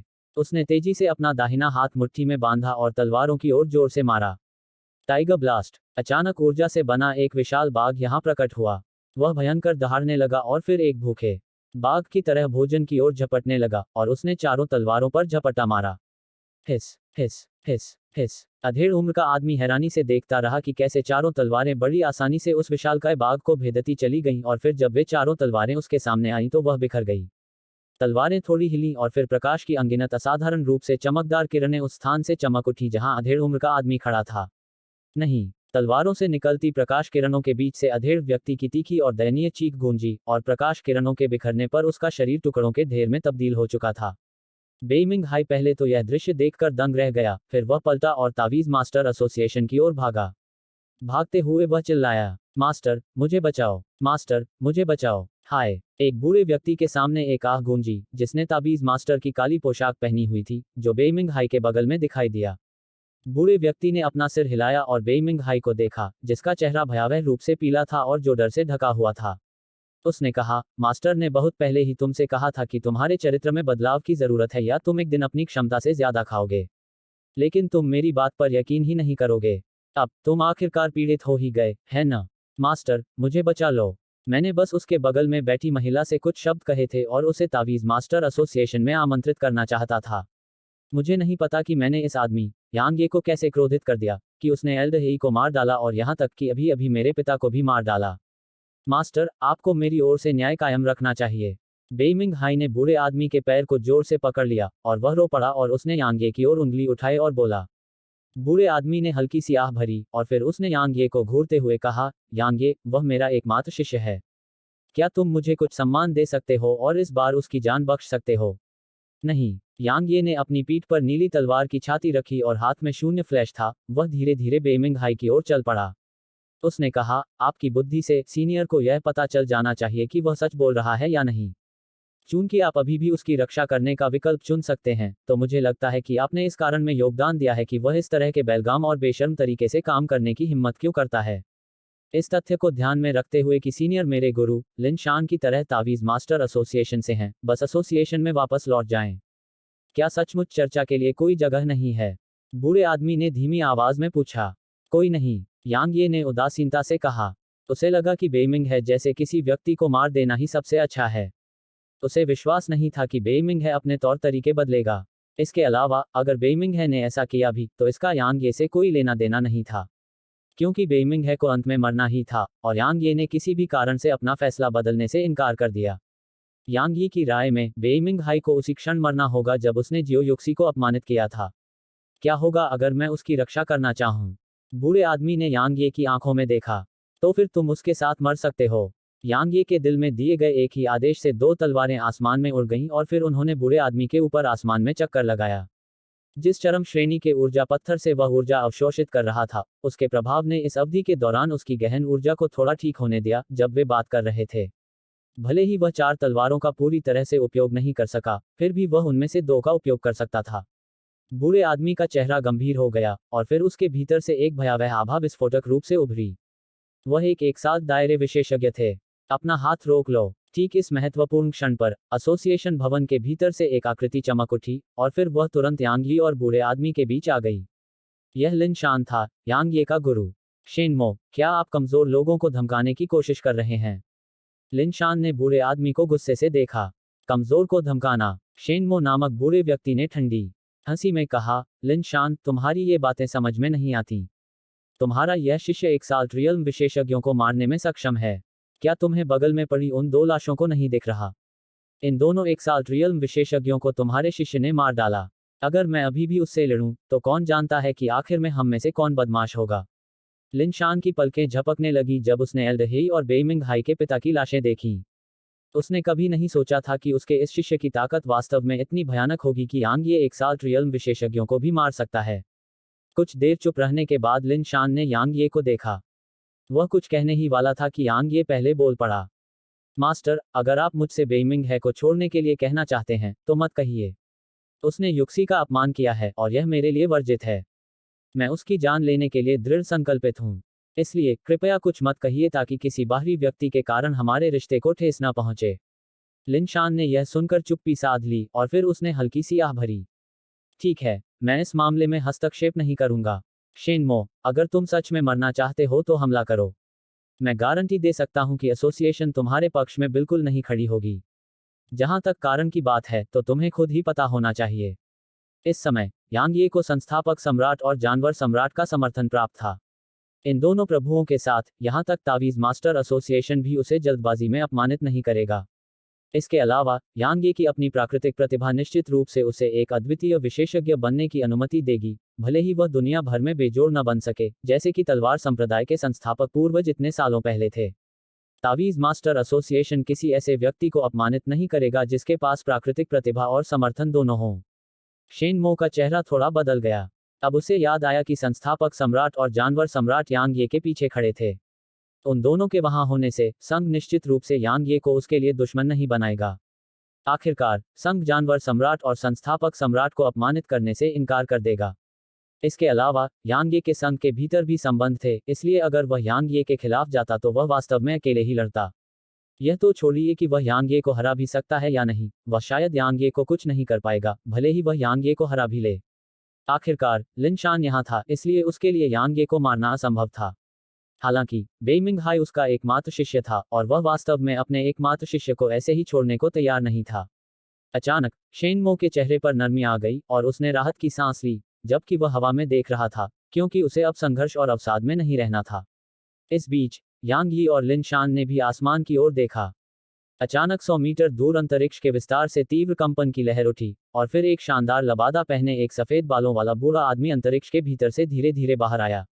वह 9वीं रैंक के एक साल ट्रियल्म विशेषज्ञ थे। बेइमिंग यान, अगर तुम यहाँ थोड़ी देर से आते तो तुम्हारा यह पोता मर चुका होता। शेनमो ने सफेद बालों वाले बूढ़े आदमी को देखते हुए ठंडी आवाज में कहा। दूसरी ओर बेइमिंग हाई को ऐसा लग रहा था जैसे उसने अपने उद्धारकर्ता को देख लिया हो। वह तुरंत बेइमिंग यान के नीचे के क्षेत्र में कूद गया और बोला, दादाजी, अगर आप थोड़ी देर से यहाँ आते तो मैं उस आदमी यांग ये द्वारा मारा जाता। दादाजी, आपको मेरे लिए न्याय करना चाहिए। पिताजी मर चुके हैं, एल्डर हेई मर चुके हैं, उन दोनों को यांग ये ने मार डाला। दादाजी, आपको उनका बदला लेना चाहिए। बेइमिंग यान ने बगल में पड़ी लाशों पर नजर डाली और फिर उसने यांग ये को देखा और कहा, तलवार सम्राट, आपने मेरे बेइमिंग कबीले के 2 एक साल ट्रियल्म विशेषज्ञों को मार डाला है। आपको अब तक गुस्सा निकाल लेना चाहिए था, है न? लगता है आप उसे बचाना चाहते हैं। यांग ये ने उदासीनता से कहा। बेइमिंग यान की आंखें थोड़ी सिकुड़ गईं और उसने कहा, तलवार सम्राट, ऐसा लगता है कि आप मेरे पोते को जीवित नहीं रहने देना चाहते। चूंकि यह ऐसा है तो मेरे पास बेइमिंग यान के पास तलवार सम्राट से मार्गदर्शन लेने के अलावा कोई विकल्प नहीं है। मुझसे मार्गदर्शन मांगो। यांग ये यह सुनकर अपनी हंसी रोक नहीं सका। कितना बेशर्म। भाई बेइमिंग, जब आप एक साल दायरे के 9वें रैंक पर हैं तो पहले रैंक के स्पिरिट दायरे के प्रोफोमेचर को चुनौती देना शायद ही उचित हो। लिन शान ने बगल से धीमी आवाज में कहा। बेइमिंग यान ने उदासीनता से कहा, मैं स्वाभाविक रूप से किसी और के खिलाफ इतनी बेशर्मी से काम नहीं करूंगा, लेकिन लिन शान, आपको अपने इस शिष्य की ताकत के बारे में स्पष्ट रूप से पता होना चाहिए। उसने अकेले ही फ्लावर पैलेस के कई एक साल ट्रियल्म विशेषज्ञों का वध कर दिया। इसके अलावा उनमें 9वीं रैंक के एक साल ट्रियल्म विशेषज्ञ भी थे। इसलिए मुझे लगता है कि मैं कमजोर लोगों को धमका नहीं रहा हूं। टकराना। 9वीं नरक तलवार पंख अचानक यांग ये के पीछे प्रकट हुए। Rapid shift. यांग ये ने गुस्से से चिल्लाया, इससे पहले कि उसका फिगर अचानक मौके पर गायब हो गया। अगले ही पल सभी ने हवा में एक तेज आवाज सुनी और बेइमिंग हाई का सिर तुरंत हवा में उड़ गया, जबकि उसकी गर्दन से खून का फव्वारा फूट पड़ा। यांग ये वापस वहीं लौट आया जहां वह पहले खड़ा था और उसने अपने हाथ में शून्य फ्लैश पकड़ रखा था, जबकि वह बेइमिंग यान को देख रहा था जो अभी भी चकित था। उसने कहा, जैसा कि अपेक्षित था, पिता जैसा बेटा, तुम तीनों वास्तव में एक ही प्रकार के कूड़े के ढेर हो और मैं वास्तव में तुम्हारे साथ अपनी सांस बर्बाद करना जारी नहीं रख सकता। मैंने उसे मार दिया है, तो अब तुम क्या करने का इरादा रखते हो? तुम मौत को दावत दे रहे हो। बेइमिंग यान का चेहरा सदमे से उबरने के बाद तुरंत विकृत हो गया था और फिर उसकी आकृति यांग ये की ओर चमक उठी। उसने तेजी से अपनी हथेली यांग ये की ओर पटकी और उसकी हथेली के रास्ते में जगह उसकी हथेली के भीतर की शक्तिशाली ताकत से विकृत हो गई, जो यांग ये की ओर नीचे की ओर टूट गई। यांग ये की आंखें थोड़ी सिकुड़ गईं और वह तलवार डोमेन का उपयोग करने वाला था। हालांकि लिन शान उसके सामने आया और फिर उसने भी अपनी हथेली घुमाई। टकराना। उनकी हथेलियां आपस में टकराईं और फिर वहां का स्थान अचानक हिंसक रूप से कांप उठा और दोनों कुछ कदम पीछे हट गए। लिन शान, क्या तुम मेरे बेइमिंग कबीले के साथ दुश्मनी करना चाहते हो? बेइमिंग यान ने क्रूर भाव से लिन शान को देखा। दुश्मन बन जाओ, लिन शान ने ठंडे स्वर में कहा, इस कथन में कुछ भी गलत नहीं है। बेइमिंग यान, तुम बेशर्मी से काम कर रहे हो और मेरी आंखों के सामने ही मेरे शिष्य को धमकाने के लिए एक साथ दायरे में साधना का उपयोग कर रहे हो। मैं, लिन शान, ऐसा कैसे होने दे सकता हूँ? बकवास बंद करो। अगर तुम लड़ना चाहते हो तो अपनी चाल चलो। अच्छा। बेइमिंग यान बहुत क्रोधित था और हमला करने ही वाला था। हालांकि ठीक इसी समय तलवार की नोक अचानक उसके माथे के बीच से 1 इंच दूर दिखाई दी। बेइमिंग यान की पुतलियां हिंसक रूप से सिकुड़ गईं, जबकि उसका शरीर तेजी से चमक रहा था और मुश्किल से इस हमले से बच पाया। अच्छा मेरे गधे, मैंने तुम्हारे बेटे और तुम्हारे पोते को मार दिया है, इसलिए मुझे तुम्हें भी मारने की अनुमति दो। यांग ये की उग्र चीख नीचे जमीन से गूंज उठी। यांग ये निर्दयी नहीं था। वह जानता था कि चूंकि उनके बीच दुश्मनी का बीज बोया गया था, इसलिए उसे स्वाभाविक रूप से किसी को भी नहीं छोड़ना चाहिए। इसके अलावा जरा सोचिए, अगर यांग ये के पास पर्याप्त ताकत और समर्थन नहीं होता, तो उसका शियाओ युक्सी और लिटिल याओ का क्या हश्र होता। यांग यी एक आशावादी व्यक्ति नहीं था, और वह हमेशा सबसे खराब स्थिति के बारे में सोचता रहता था। अध्याय 462, उसका उल्टा तराजू। यांग ये ने एक पागल की तरह गहन ऊर्जा की आखिरी बची हुई किस्में शून्य फ्लैश में डाली, और फिर उसने अचानक दूर से बेइमिंग यान पर वार किया। शून्य फ्लैश की नोक अचानक बेइमिंग यान के सिर के पीछे दिखाई दी, और इससे उसके रोंगटे खड़े हो गए। बेइमिंग यान ने अपने शरीर को घुमाया और मुश्किल से इस वार से फिर से बचा। भले ही उसने यांग ये के हमले से बचकर निकल लिया था, लेकिन उसकी अभिव्यक्ति अत्यंत गंभीर थी, और उसकी आंखों में स्पष्ट भय था क्योंकि वह यांग ये के हाथ में शून्य फ्लैश तलवार को देख रहा था। क्योंकि इस दाव आर्टिफैक्ट के हमले वास्तव में बहुत अजीब थे, और यहां तक कि उसने भी इसे कम करके आंकने की हिम्मत नहीं की। क्या अफसोस है, यांग ये ने अपने दिल में कहा जब उसने देखा कि बेइमिंग यान उसके हमले से बच गया। वह जानता था कि उसकी मौजूदा ताकत बेइमिंग यान को मारने के लिए अपर्याप्त थी। आखिरकार वह अभी एक साथ दायरे में नहीं था। सभी संभावित मुसीबतों को खत्म करने के अपने इरादे के अलावा उसने हमला किया क्योंकि वह अच्छी तरह से जानता था कि बेइमिंग यान निश्चित रूप से उसे नहीं छोड़ेगा। चूंकि दोनों पक्ष एक दूसरे को छोड़ने के लिए तैयार नहीं थे, इसलिए वह केवल हमला करने की पहल कर सकता था। यांग ये का चेहरा इस हमले को करने के बाद पीला पड़ गया। अभी अभी 2 एक्साल्ट रियल्म विशेषज्ञों को मारने से उसे अपनी गहन ऊर्जा का अत्यधिक उपयोग करना पड़ा था। अब एक चरम श्रेणी का ऊर्जा पत्थर भी उसे फिर से शून्य फ्लैश को घुमाने में सहायता करने में असमर्थ था। बड़े भाई, छोटी याओ ने यांग ये का हाथ पकड़ने के लिए अपना हाथ बढ़ाया, और उसका चेहरा चिंता से भर गया। जियाओ युक्सी यांग यी के पास चली गई। हालांकि उसने कुछ नहीं कहा, लेकिन उसकी आंखों में चिंता साफ झलक रही थी। यांग ये ने उन दोनों को देखकर मुस्कुराते हुए कहा, मैं ठीक हूं। मुझे बस थोड़ा आराम करने की जरूरत है। तुम्हारे पास आराम करने का समय नहीं है। बेइमिंग यान ने हवा में यांग ये को घूरते हुए कहा, मेरा बेइमिंग कबीला तुम्हारे साथ दुश्मनी करने को तैयार नहीं था, लेकिन तुम मेरे बेइमिंग कबीले को कोई सम्मान देने से इनकार करते हो। अगर ऐसा है, तो मैं तुम्हें मार डालूंगा। मुझे देखने दो कि क्या संस्थापक सम्राट और जानवर सम्राट तुम्हारे कारण मेरे बेइमिंग कबीले पर हमला करेंगे। बेइमिंग यान, तुम मुझे भूल गए हो। लिनशान यांग ये के सामने खड़ा था और ठंडी आवाज में बोला। बेइमिंग यान ने शेनमो की ओर देखा और कहा, भाई शेनमो, मेरा पोता आपका एकमात्र शिष्य था। अब जब वह आपकी आंखों के सामने मारा गया है, तो क्या ऐसा हो सकता है कि आप उसका बदला नहीं लेंगे। शेनमो ने बेइमिंग हाई की लाश पर नजर डाली जिसका सिर यांग ये की तलवार के एक ही वार से अलग हो गया था, और फिर उसकी आंखों में एक भयानक हत्या की मंशा चमक उठी। उसने एक गहरी सांस ली और लिन शान को देखते हुए कहा, बूढ़े लिन, लगता है कि हमने आखिरी बार कुछ समय पहले ही लड़ाई की थी। क्यों ना हम एक दूसरे पर कुछ वार करें। इससे पहले कि लिन शान उसे जवाब दे पाता, शेनमो ने लिन शान की ओर विस्फोटक तरीके से हमला कर दिया था। शेनमो, तुम कमीने, क्या तुम्हें पता है कि तुम क्या कर रहे हो। लिन शान ने गुस्से से चिल्लाते हुए शेनमो से लड़ाई की। मैं क्या कर रहा हूं। मेरा शिष्य मर चुका है, इसलिए मुझे स्वाभाविक रूप से उसका बदला लेना होगा। क्या तुम कह रहे हो कि केवल तुम, लिन शान, ही सुरक्षा कर सकते हो। बकवास बंद करो। मुझे नहीं पता कि तुम्हारे शिष्य के पास किस तरह का समर्थन है। वह आज मरने वाला है और कोई भी उसे नहीं बचा सकता। शेनमो ने लिन शान पर हमला करते हुए क्रूरता से कहा। अच्छा कमीने, चूंकि तुम मरना चाहते हो, तो मुझे दोष मत दो। लिन शान भी क्रोधित हो गया था और उसने तुरंत खुद को रोकना बंद कर दिया।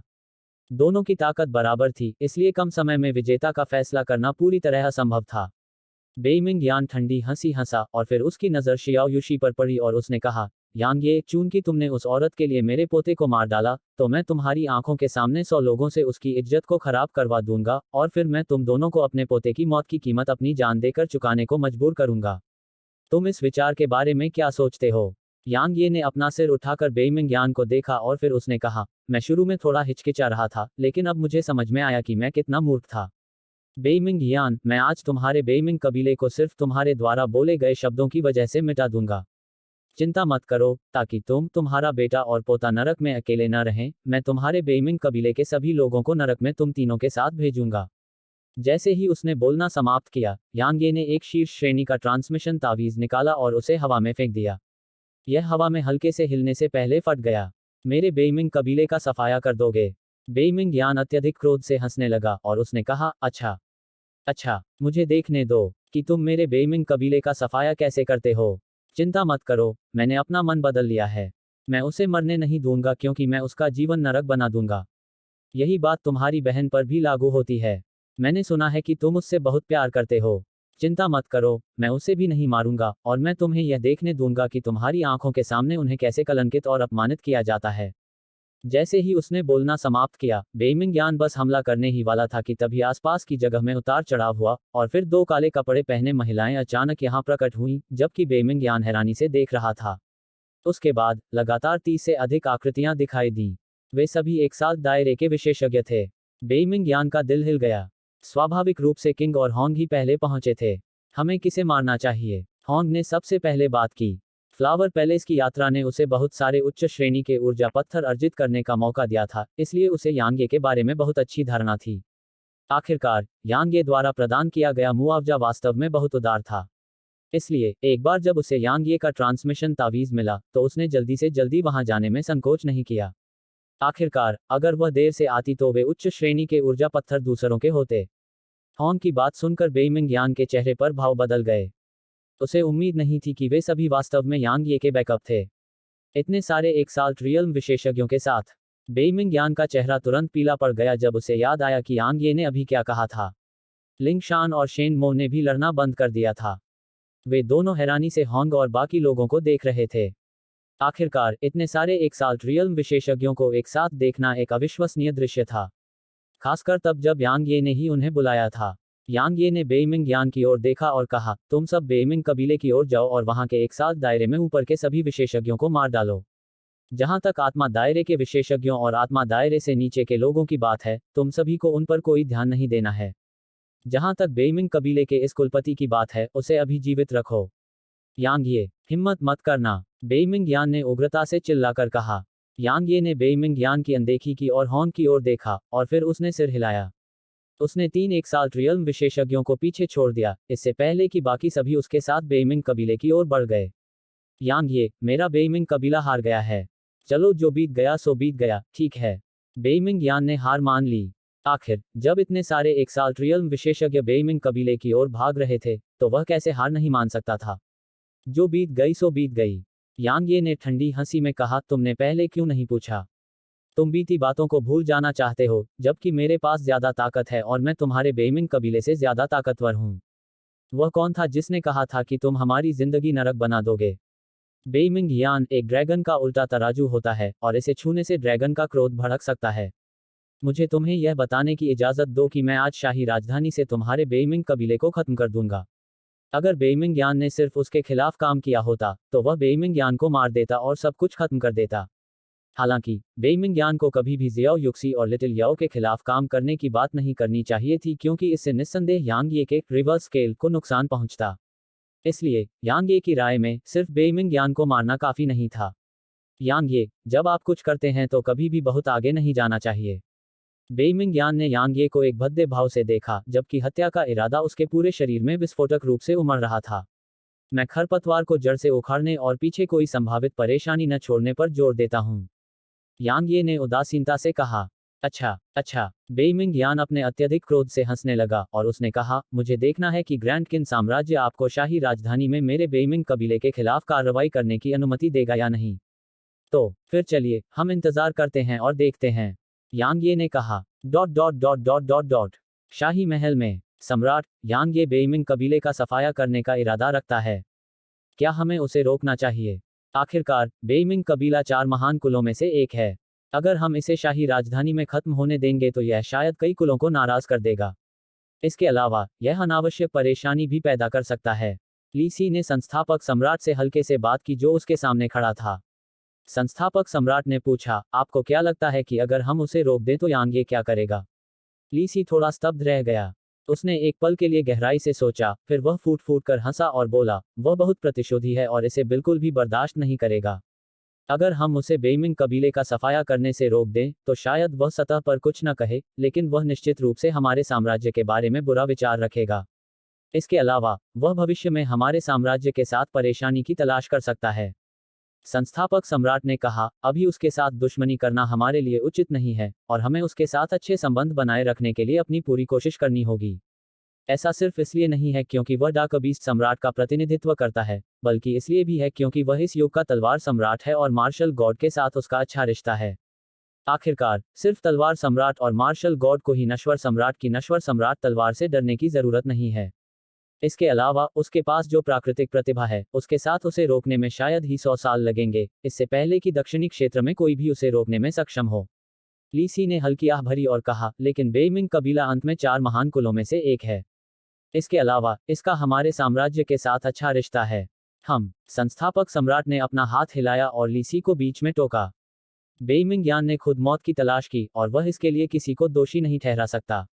वह दुनिया में तलवार सम्राट के उदय के बारे में स्पष्ट रूप से जानता था और यह कि तलवार सम्राट मेरे ग्रैंड किन साम्राज्य और डार्क बीस्ट सम्राट दोनों के साथ दोस्ताना संबंध रखता है, फिर भी बेइमिंग यान को बस उसके एक वर्जित नियम को छूना था।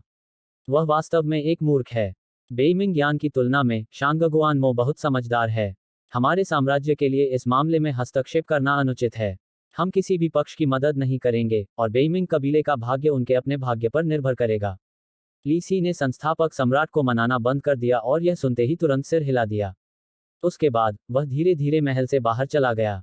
ठीक जब वह दरवाजे से बाहर निकलने वाला था तो संस्थापक सम्राट ने अचानक कहा, एक और बात है, यांग ये अब मेरा दामाद है, इसलिए जब यह घटना समाप्त हो जाए तो दुनिया को इसकी घोषणा करें और दुनिया को यांग ये के प्रति मेरे साम्राज्य के रवैये के बारे में बताएं। लीसी का दिल कांप उठा और फिर उसने खुद से अपना सिर हिलाया। बेइमिंग कबीला वास्तव में खत्म हो गया है। बेइमिंग यान तावीज मास्टर एसोसिएशन के बाहर जमीन पर कमजोर होकर बैठा था और उसने आगे देखा, जबकि ऐसा लग रहा था कि उसने अपनी आत्मा खो दी है। उसके सामने लगभग 30 मीटर की दूरी पर कुछ दर्जन खून से लथपथ सिर पड़े थे। उसने इन सभी सिरों को पहचान लिया क्योंकि वे बेइमिंग कबीले के विशेषज्ञों के थे और उनमें से 2 उसके अपने छोटे भाई थे। 200 से ज्यादा लोग उन सिरों के पास घुटने टेके हुए थे। उसने इन लोगों को भी पहचान लिया। वे बेइमिंग कबीले के शिष्य थे और उनमें हर उम्र के गूढ़ लोग थे। सबसे महत्वपूर्ण बात यह थी कि उनमें से हर एक के पास एक काले कपड़े पहने व्यक्ति था। इसके अलावा ठंडी चमक से भरे खंजर उनकी गर्दन के ठीक सामने थे। यांग ये, यह मामला हम दोनों के बीच का है और इसका मेरे बेइमिंग कबीले के शिष्यों से कोई संबंध नहीं है। जब तक तुम उन्हें जाने देने को तैयार हो तब तक मैं तुम्हारे क्रोध को शांत करने और अपने अपराधों का प्रायश्चित करने के लिए अपनी जान देने को तैयार हूं। बेइमिंग यान ने यांग ये को ये शब्द बोलते हुए देखा। इस समय वह यांग ये और बेइमिंग कबीले के प्रति ग्रैंड किन साम्राज्य के रवैये से अवगत था। उसे कोई संदेह नहीं था कि साम्राज्य यांग ये के पक्ष में खड़ा था और उसके कबीले को कोई उम्मीद नहीं थी। यांग ये ने ठंडी हंसी हंसते हुए कहा, बहुत देर हो चुकी है। ठीक उसी समय जब यांग ये हत्या का आदेश देने वाला था, हाय, एक आह गूंजी और बाई शान सबके सामने आ गई। बाई शान ने सिरों के ढेर पर नजर डाली और फिर उसने यांग ये की ओर एक जटिल अभिव्यक्ति के साथ देखा और कहा, दुश्मनी पत्नियों और बच्चों तक नहीं बढ़नी चाहिए। यांग ये, मुझे सम्मान दो और उन्हें छोड़ दो, ठीक है।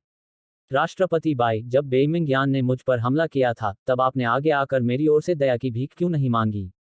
यांग ये ने उदासीनता से कहा। बाई शान अवाक रह गया। जब वह कुछ कहने ही वाला था, यांग ये ने अपना हाथ हिलाया और कहा, कुछ भी कहने की जरूरत नहीं है। झांग लियू, किसी को मत बख्शो। अध्याय 463 तलवार दानव। झांग लियू और अन्य लोगों ने झिझकना बंद कर दिया और अपने खंजरों पर हल्का सा जोर लगाया। एक पल में अनगिनत सिर जमीन पर लुढ़क गए। आह, यांग ये, मैं बेइमिंग यान कसम खाता हूं कि अगर यह आखिरी काम है तो मैं तुम्हें तुम्हारे खून से जरूर सजा दूंगा। बेइमिंग यान अचानक पागलों की तरह दहाड़ा और फिर उसने जगह चीर दी और दूर की ओर भाग गया। हालांकि वह यांग ये का खून पीने और यांग ये को अभी जिंदा जलाने के अलावा और कुछ नहीं चाहता था, लेकिन वह बहुत स्पष्ट रूप से जानता था कि अगर वह यहां रहा तो निश्चित रूप से उसकी जान चली जाएगी। इसलिए उसने भागने में संकोच नहीं किया। जब तक कोई जीवित है तब तक हमेशा आशा बनी रहती है। उसने जो सोचा वह सही था, लेकिन वास्तविकता क्रूर थी। ठीक उसी समय जब बेइमिंग यान ने अंतरिक्ष को चीरकर अपने द्वारा बनाई गई दरार में प्रवेश करने वाला था, 2 एक्साल्ट्रियल विशेषज्ञ अचानक उसके पास आ गए और फिर उन्होंने दूर से ही उसकी ओर अपनी हथेलियां थपथपाईं। एक पल में बेइमिंग यान द्वारा चीरकर अलग की गई स्थानिक दरार टुकड़ों में बिखर गई। उसके बाद होंग और किंग अचानक उसके सामने और पीछे दिखाई दिए, इससे पहले कि 2 ठंडी चमक चमकती। बेइमिंग यान भयभीत था। उसका शरीर कांप उठा क्योंकि वह अंतरिक्ष को चीरकर फिर से भागने वाला था, लेकिन 2 और एक्साल्ट्रियल विशेषज्ञ उसके ऊपर हवा में दिखाई दिए। बहुत समय नहीं बीता था कि इतने सारे एक्साल्ट रियल्म विशेषज्ञों द्वारा संयुक्त रूप से हमला किए जाने के कारण बेइमिंग यान से एक दयनीय और तीखी चीख गूंज उठी। जब उन्होंने छाया से बेइमिंग यान की मृत्यु देखी तो शाही राजधानी में अनगिनत कुलों के कुलपतियों के भाव अत्यंत गंभीर हो गए थे। आखिर जब शाही राजधानी में इतनी बड़ी घटना घटी थी तो वे कैसे अनजान हो सकते थे। वे पहले से ही यहाँ थे जब यांग यी ने बेइमिंग कबीले के सदस्यों को पकड़ लिया था और उन्हें यहाँ लाया था, और वे बस छाया में छिपे हुए थे। उन सभी को उम्मीद नहीं थी कि महान बेइमिंग कबीले को वास्तव में ऐसे ही नष्ट कर दिया जाएगा। आखिरकार बेइमिंग कबीले के कुलपति 9वीं रैंक के एक साथ दायरे के विशेषज्ञ थे, जबकि बेइमिंग कबीले में खुद 10 से अधिक एक साथ दायरे के विशेषज्ञ थे। हालांकि इतनी बड़ी ताकत का फिर भी सफाया हो गया था, और इसका कारण यह था कि इसने यांग ये को नाराज कर दिया था। खून का प्यासा, प्रतिशोधी, निर्दयी, दूसरों को ऐसे मारता है जैसे वे मक्खियां हों। यहाँ तक कि भूत संप्रदाय के सदस्य भी शायद उतने निर्दयी नहीं है जितने वह है। यह कोई तलवार सम्राट नहीं है, यह एक तलवार दानव है। यांग यी को पता नहीं था कि आज उसे एक और नाम मिल गया है, और वह है तलवार दानव। जिस क्षण उसने बेइमिंग यान और बेइमिंग कबीले के सभी सदस्यों को नष्ट होते देखा, छाया से देख रहे शांगगुआन म्यू को तुरंत लगा कि यांग ये के साथ दुश्मनी न करने का उसका फैसला बेहद बुद्धिमानी भरा था। अगर उसने उस समय यांग ये के खिलाफ जाने का फैसला किया होता तो शायद बेइमिंग कबीले को जो परिणाम भुगतने पड़ते वही परिणाम उसके शांगगुआन कबीले को भी भुगतने पड़ते। आखिरकार उसका शांगगुआन कबीला बेइमिंग कबीले के बराबर ही था। देखता हूं कि जब मैं वापस कबीले में लौटूंगा तो कबीले के ये बुरे लोग मुझे रीढ़विहीन कहेंगे या नहीं। शांगगुआन म्यू ठहाके लगाकर हंसा। उस दिन उसके द्वारा किए गए समझौते ने उसके कबीले के कई लोगों को उससे बहुत नाराज कर दिया था। उन्होंने कहा था कि उसने शांगगुआन कबीले के लिए अपना सम्मान खो दिया है।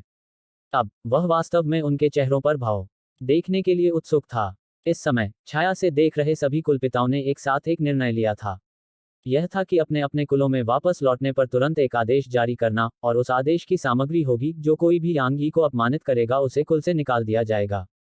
यांग ये एक पागल आदमी था, एक पागल आदमी जिसके पास जबरदस्त ताकत और समर्थन दोनों थे।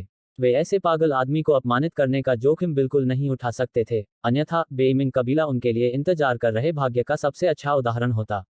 होंग और अन्य लोगों द्वारा बेइमिंग यान को मार डालने के बाद यांग ये ने शेनमो की ओर देखा। शेनमो की पलकें झपक गईं और फिर उसने ठंडे स्वर में कहा, क्या तुम मुझे भी मारने का इरादा रखते हो? बिल्कुल, यांग ये ने स्वाभाविक रूप से शेनमो को भी मारने का इरादा किया था। आखिरकार शेनमो ने अभी अभी उसकी मौत की कामना की थी। लिनशान एक पल के लिए झिझका, लेकिन अंत में उसने कुछ नहीं कहा। वह यांग ये के चरित्र से अच्छी तरह वाकिफ था। अगर यांग ये ने वाकई शेनमो को मारने का फैसला कर लिया था तो उसे मनाना बिल्कुल बेकार होगा। यांग ये, शेनमो मेरे तावीज़ मास्टर एसोसिएशन के एक बुजुर्ग हैं। क्या ऐसा हो सकता है कि आप उन रिश्तों को भूल गए हैं जो कभी आपके पास हुआ करते थे? बाईशान ने धीमी आवाज में कहा। इस बीच लिटिल याओ ने अचानक यांग ये का हाथ खींच लिया और धीरे से कहा, बड़े भाई, दादाजी शेनमो को मत मारो। अतीत में एक युवा राजकुमार बाओ एर और मुझे धमकाना चाहता था, और यह दादाजी शेनमो ही थे जिन्होंने हमें उसे भगाने में मदद की थी। इसके अलावा वह अक्सर मुझे ताबीज देता है और वह कहता है कि यह इसलिए है ताकि मैं खुद को बेहतर तरीके से बचा सकूं और दूसरों द्वारा धमकाए जाने से बच सकूं। यह सुनते ही यांग ये के चेहरे पर भाव कम हो गए, और फिर उसने शेनमो की तरफ देखा और फिर लिटिल याओ और शियाओ युक्सी का हाथ थामे हुए चला गया। यांग ये हमेशा कृतज्ञता और शत्रुता के बीच स्पष्ट रूप से अंतर करता था। चूंकि शेनमो ने अतीत में लिटिल याओ के प्रति दयालुता दिखाई थी, तो वह स्वाभाविक रूप से ऐसी दयालुता का बदला शत्रुता से नहीं चुकाएगा। बेशक अगर शेनमो उसके साथ परेशानी की तलाश में था तो वह स्वाभाविक रूप से पीछे नहीं हटेगा। बाईशान ने तुरंत राहत की सांस ली जब उसने यांग ये को जाते देखा। यांग ये पहले वाला यांग ये नहीं था। इस समय यांग ये एक ऐसा व्यक्ति था जिससे दक्षिणी क्षेत्र की हर एक शक्ति डरती थी। कितनी अफसोस की बात है। बाईशान ने अपना सिर हिलाया। आखिरकार यांग ये कभी तावीज़ मास्टर एसोसिएशन का सदस्य था, लेकिन एसोसिएशन ने उसके सबसे मुश्किल पल का सामना करने पर उसकी परेशानियों को साझा करने का फैसला नहीं किया। अन्यथा तावीज़ मास्टर एसोसिएशन की स्थिति शायद अब एक स्तर ऊपर उठ गई होती, और बाईशान को लगा कि यह वास्तव में अफसोस की बात है। बाईशान ने अपना सिर हिलाया और कहा, उसका उत्थान निश्चित है।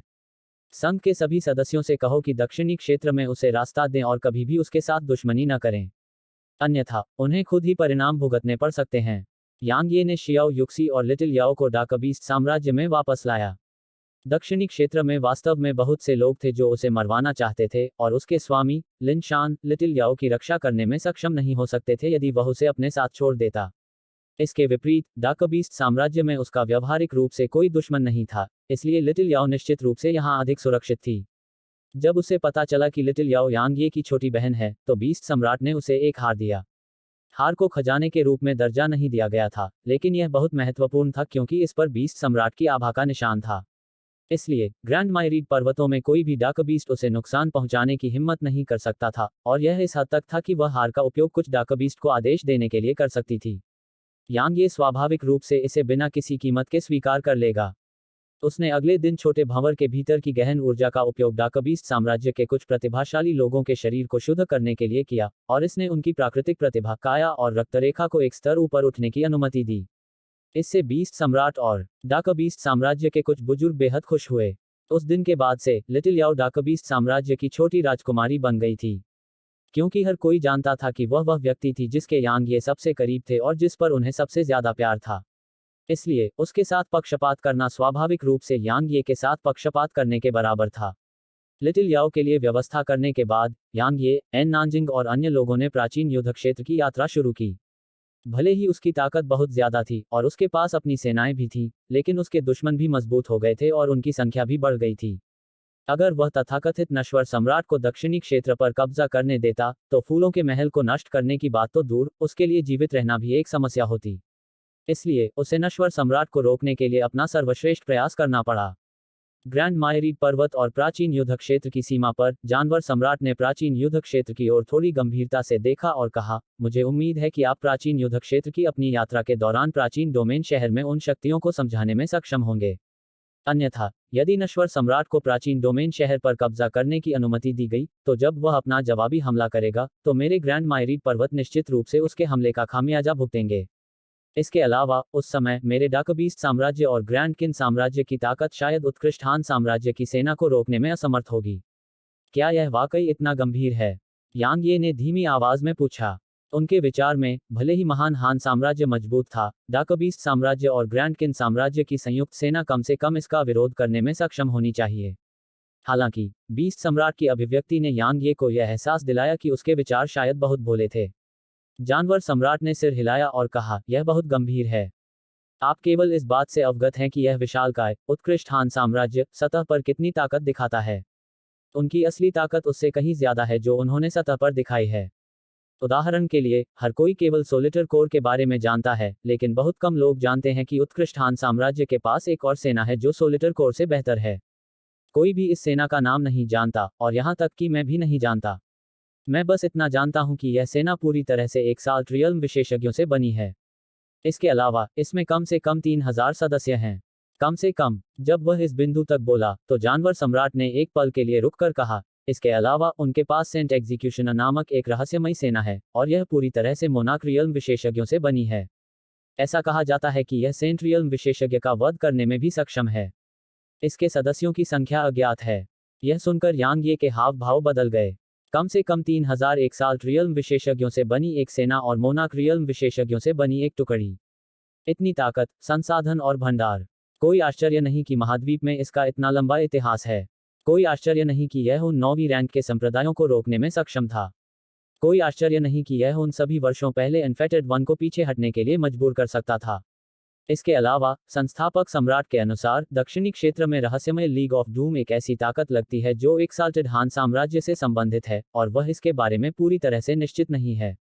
हालांकि हम सभी को लगता है कि यह सच होना चाहिए।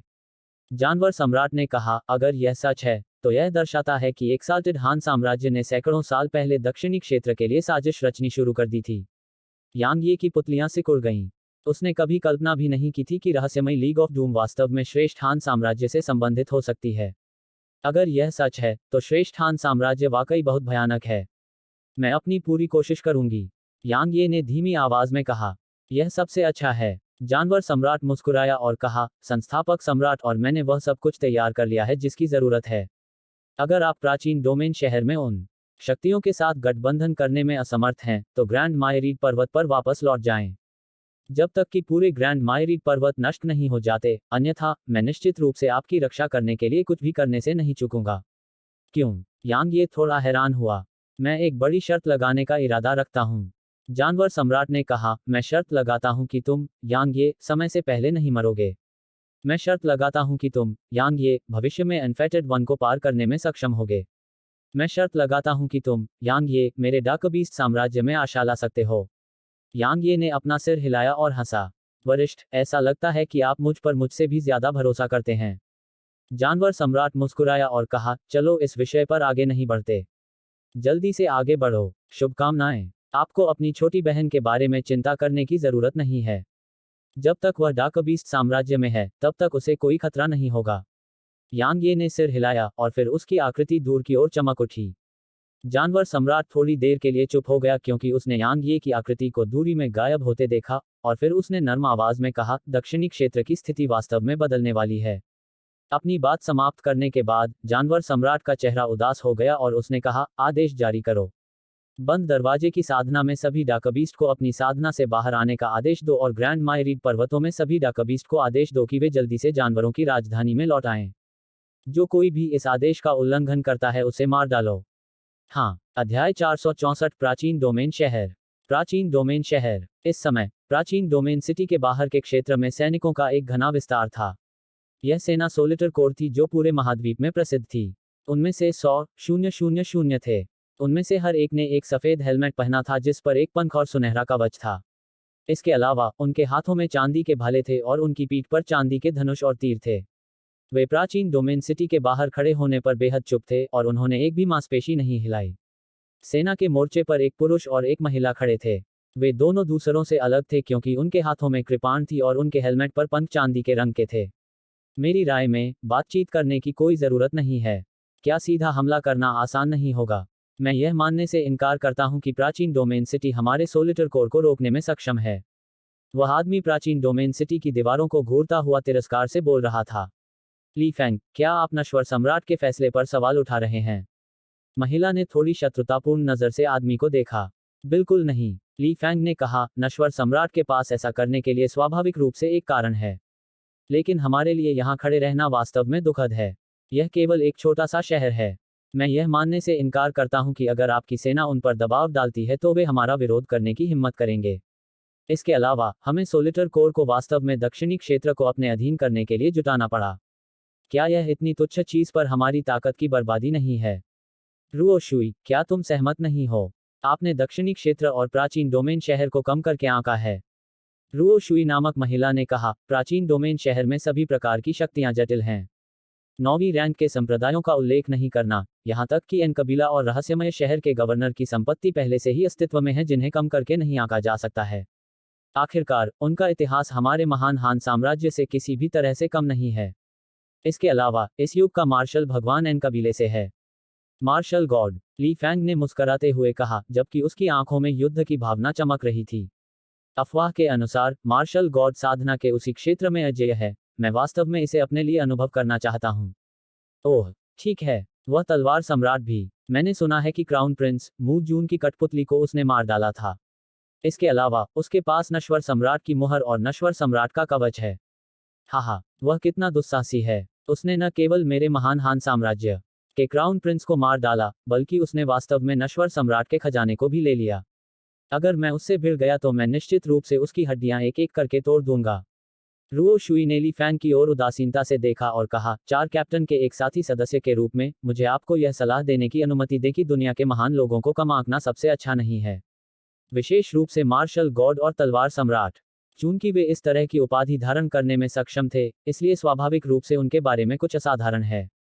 इस दुनिया में कई लोग इसलिए मर जाते हैं क्योंकि वे अपने दुश्मनों को कम आंकते हैं। ली फैंग ने उदासीनता से हंसते हुए कहा, यह सिर्फ एक आध्यात्मिक क्षेत्र का मामला है। मेरी राय में वह एक साल क्षेत्र के विशेषज्ञों को मारने के लिए साधना के क्षेत्र को पार करने में सक्षम था, क्योंकि दक्षिणी क्षेत्र के एक साल क्षेत्र के विशेषज्ञ बकवास हैं। किसी और का जिक्र न करें, बस उससे साधना के क्षेत्र को पार करने और हम 4 कप्तानों में से एक को मारने के लिए कहें।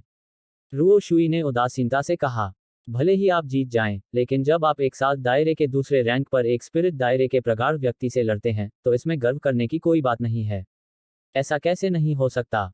ली फैंग ने मुस्कुराते हुए कहा, अगर वह एक साधारण प्रखर विद्वान होता तो स्वाभाविक रूप से इस पर गर्व करने की कोई बात नहीं होती। लेकिन यह तलवार सम्राट है। एक बार जब मैं तलवार सम्राट को मार दूंगा तो मैं, ली फैंग, निश्चित रूप से पूरे महाद्वीप में प्रसिद्ध हो जाऊंगा। हाहा, मुझे मार दो और पूरे महाद्वीप में मशहूर हो जाओ। ठीक है, मैं तुम्हें वह मौका दूंगा। ठीक इसी समय अचानक यहाँ ठहाका गूंजा। ली फैंग और रुओ शुई के हाव भाव बदल गए और फिर वे पीछे मुड़े और देखा। उन्होंने क्षितिज से दो आकृतियां चमकती हुई देखीं। सोलिटर कोर हमला करने ही वाला था कि ली फैंग ने अपना हाथ हिलाया और कहा, हमला मत करो। उसे यहाँ आने दो। तलवार सम्राट, हे, चूंकि तुम अपनी मृत्यु से मेरी इच्छा पूरी करने को तैयार हो, तो मैं बिल्कुल भी पीछे नहीं हटूंगा। यांग ये और एन नानजिंग जमीन पर उतरे। यांग ये का दिल कांप उठा जब उसने आसपास के सोलिटर कोर को देखा। कितनी भयानक सेना थी। यांग ये ने देखा कि इन सैनिकों के कदम, हरकतें और नजरें लगभग एक जैसी थीं। उनकी अपनी व्यक्तिगत साधना का तो जिक्र ही न करें। जहां तक यांग ये जानता था, सिर्फ यह समन्वय ही कुछ ऐसा था जिसे दक्षिणी क्षेत्र में कोई भी सेना या संप्रदाय पूरा करने में सक्षम नहीं था। नानजिंग की भौहें थोड़ी सिकुड़ गईं और उसकी आंखों में एक दुर्लभ गंभीर भाव उभर आया। जाहिर है, वह इस सेना से थोड़ा हैरान थी। तलवार सम्राट, ली फैंग ने अपने होंठ चाटे और फिर उसने एक क्रूर मुस्कान प्रकट करते हुए कहा, निश्चित रूप से आप बहुत घमंडी हैं, जैसा कि अफवाहों में कहा गया था। चिंता मत करो, मैं गारंटी देता हूं कि यह आखिरी बार है जब आप घमंडी व्यवहार करेंगे। क्यों? क्योंकि आप एक पल में मरने वाले हैं। हाहा, वास्तव में। यांग ये ने सिर हिलाया और कहा, आपके पास 100,000 सैनिक हैं और वे सभी आत्मा क्षेत्र में हैं। इसलिए हम दोनों को मारना वाकई बहुत आसान है। मुझे भड़काने की कोशिश मत करो। ली फैंग ने ठंडी हंसी में कहा, क्या मुझे तुम्हें मारने के लिए दूसरों की मदद की जरूरत होगी? सभी लोग 300 मीटर पीछे हट जाएं। किसी को भी उसके साथ मेरी लड़ाई में हस्तक्षेप करने की अनुमति नहीं है। जो लोग मेरे आदेश का उल्लंघन करेंगे, उन्हें बिना किसी दया के मार दिया जाएगा। सोलिटर कोर ने व्यवस्थित तरीके से 300 मीटर पीछे जाने में कोई हिचकिचाहट नहीं दिखाई। ली फैंग, क्या आप नश्वर सम्राट के आदेश भूल गए हैं? रुओ शुई ने धीमी आवाज में कहा। चिंता मत करो, एक बार जब मैं उसे मार दूंगा और नश्वर सम्राट की मुहर और नश्वर सम्राट कवच दोनों को नश्वर सम्राट को भेंट करूंगा, तो वह निश्चित रूप से मुझे सजा नहीं देगा। शायद वह मुझे सीधे ग्रैंड कमांडर के पद पर पदोन्नत कर देगा। ली फैंग ने हंसते हुए कहा। रुओ शुई ने ली फैंग की ओर देखा और फिर एक तरफ चली गई। वह कोई साधारण एक्साल्ट रियल्म विशेषज्ञ नहीं है। एन नानजिंग ने किनारे से उदासीनता से कहा। यांग ये ने सिर हिलाया और कहा, मुझे पता है, लेकिन मुझे उसे मारना ही होगा। वह जल्दबाजी करने वाला व्यक्ति नहीं था। यहां आने का कारण मुख्य रूप से खुद को साबित करना था। वह क्या साबित करने की कोशिश कर रहा था? वह स्वाभाविक रूप से यह साबित करने की कोशिश कर रहा था कि उसके पास ताकत और क्षमता दोनों हैं। अगर वह अपनी ताकत और क्षमता का खुलासा नहीं करता, तो वह प्राचीन डोमेन सिटी में उन शक्तियों के साथ बातचीत करने के लिए क्या इस्तेमाल करेगा? इस दुनिया में किसी को तभी गंभीरता से लिया जाता है जब उसके पास जबरदस्त ताकत और क्षमता होती है। अन्यथा, क्या कोई परवाह करता है कि आप कौन हैं? एन नानजिंग एक तरफ हट गई। वह सिटी गवर्नर एस्टेट, अन्य एन कबीले और प्राचीन डोमेन सिटी में विभिन्न अन्य शक्तियों को ग्रैंड किन साम्राज्य और डाकबीस्ट साम्राज्य के साथ गठबंधन करने का निर्णय लेने में सक्षम नहीं थी। क्योंकि एक बार जब वे सेना में शामिल हो जाते, तो यह उत्कृष्ट हान साम्राज्य के साथ दुश्मनी करने के बराबर होता। कोई भी शक्ति उस विशालकाय का सामना करते समय पूरी तरह से डर के बिना नहीं रह सकती थी, और इसमें उसका एन कबीला भी शामिल था। यांग यी उन कुलों को मनाने के लिए केवल अपने आप पर ही भरोसा कर सकता था। क्या तुम अपनी जान देने के लिए तैयार हो? ली फैंग ने हंसते हुए कहा। यांग ये ने ड्रैगन बोन वापस ले लिया और कंधे उचका दिए। मैं यही हूं, चलो, जैसा तुम चाहो, ली फैंग ने जोर से चिल्लाते हुए कहा। उसके हाथ में एक बहुत बड़ा काला लोहे का हथौड़ा आ गया था। उसने अचानक अपने दाहिने हाथ से जमीन पर जोरदार प्रहार किया, और जमीन ढह गई क्योंकि उसका शरीर यांग ये के ऊपर हवा में तुरंत पहुंचने के लिए काउंटरफोर्स पर निर्भर था। उसके बाद, उसने हथौड़ा यांग ये के सिर की ओर नीचे की ओर पटक दिया। यांग ये जवाबी हमला करने ही वाला था कि ली फैंग अचानक चिल्लाया। स्थानिक पिंजरा। यांग ये के आसपास का स्थान अचानक जम गया, और यांग ये वहीं जम गया जैसे कि उसके शरीर पर एक्यूपंक्चर बिंदु अवरुद्ध हो गए हों। रुओ शुई ने यह दृश्य देखकर तुरंत राहत की सांस ली। वह जानती थी कि ली फैंग भले ही यांग ये को कम आंक रहा था और सतह पर तिरस्कार दिखा रहा था, लेकिन युद्ध शुरू होने पर वह निश्चित रूप से यांग ये को कम नहीं आंकेगा। क्योंकि ली फैंग हमेशा दुश्मन से लड़ते समय अपना सर्वश्रेष्ठ प्रदर्शन करता था। बेशक, अगर ऐसा न होता तो उसके लिए 4 कप्तानों में से एक बनना असंभव होता। ठीक उसी समय जब ली फैंग का हथौड़ा यांग ये के सिर पर गिरने वाला था, यांग ये से अचानक एक लाल चमक निकली और उसने तुरंत अंतरिक्ष बाधाओं को टुकड़े टुकड़े कर दिया। लाल चमक बिल्कुल भी धीमी नहीं हुई, और यह ली फैंग की ओर बढ़ गई। ली फैंग की अभिव्यक्ति बदल गई क्योंकि उसे उम्मीद नहीं थी कि यांग ये वास्तव में इतनी आसानी से उसके स्थानिक पिंजरे को नष्ट करने में सक्षम होगा। उसने लाल चमक के खिलाफ थोड़ी सी भी लापरवाही करने की हिम्मत नहीं की, और उसने हथौड़ा को उस पर गिराने के लिए अपनी बांह में ताकत लगाई। टकराना, लाल चमक तुरंत ही नष्ट हो गई और हवा में फैल गई। इस बीच यांग ये ली फैंग के सामने प्रकट हुई और फिर प्रकाश की एक किरण चमकी। ड्रैगनबोन तुरंत ली फैंग की छाती के सामने आ गई और इसने ली फैंग की पुतलियां सिकोड़ दी। हालांकि अगले ही पल उसकी आंखों में एक क्रूर अभिव्यक्ति चमक उठी। मरो, ली फैंग ने यांग ये के हमले से बचने की कोशिश छोड़ दी और उसने अपना हथौड़ा यांग ये के सिर की ओर दे मारा। यांग ये की तलवार सबसे पहले आई और ली फैंग के दिल में घुसते समय उसे कोई बाधा नहीं आई। हालांकि ली फैंग के मुंह के कोनों पर एक अजीब सी मुस्कान दिखाई दी और इसने यांग ये के हाव भाव बदल दिए और वह अपने दिल में चिल्लाया, धिक्कार है। इस समय उसके लिए ली फैंग के हथौड़े से बच पाना असंभव था। महत्वपूर्ण क्षण में उसने तेजी से अपना सिर एक तरफ किया और हथौड़े को अपने कंधे पर पटकने दिया। टकराना, जब यांग यी को सीधे जमीन पर पटक दिया गया तो जमीन हिंसक रूप से कांप उठी और उसका भाग्य अज्ञात था। बेवकूफ, ली फैंग ने अपनी छाती पर खून बहते छेद को थपथपाया और उपहास किया। चारों कप्तानों के पास कोई दिल नहीं है। हमने उन्हें कहीं और सुरक्षित रखने के लिए पहले से ही गुप्त तकनीकों का उपयोग किया है। इसलिए जब तक हमारी चेतना और आत्मा नष्ट नहीं हो जाती, अन्यथा यह बेकार है भले ही आप हमारे भौतिक शरीर को नष्ट कर दें। अफसोस, क्या निराशा है। तो तलवार सम्राट कुछ भी महान नहीं था। मैं एक भीषण युद्ध लड़ने के लिए भी तैयार था।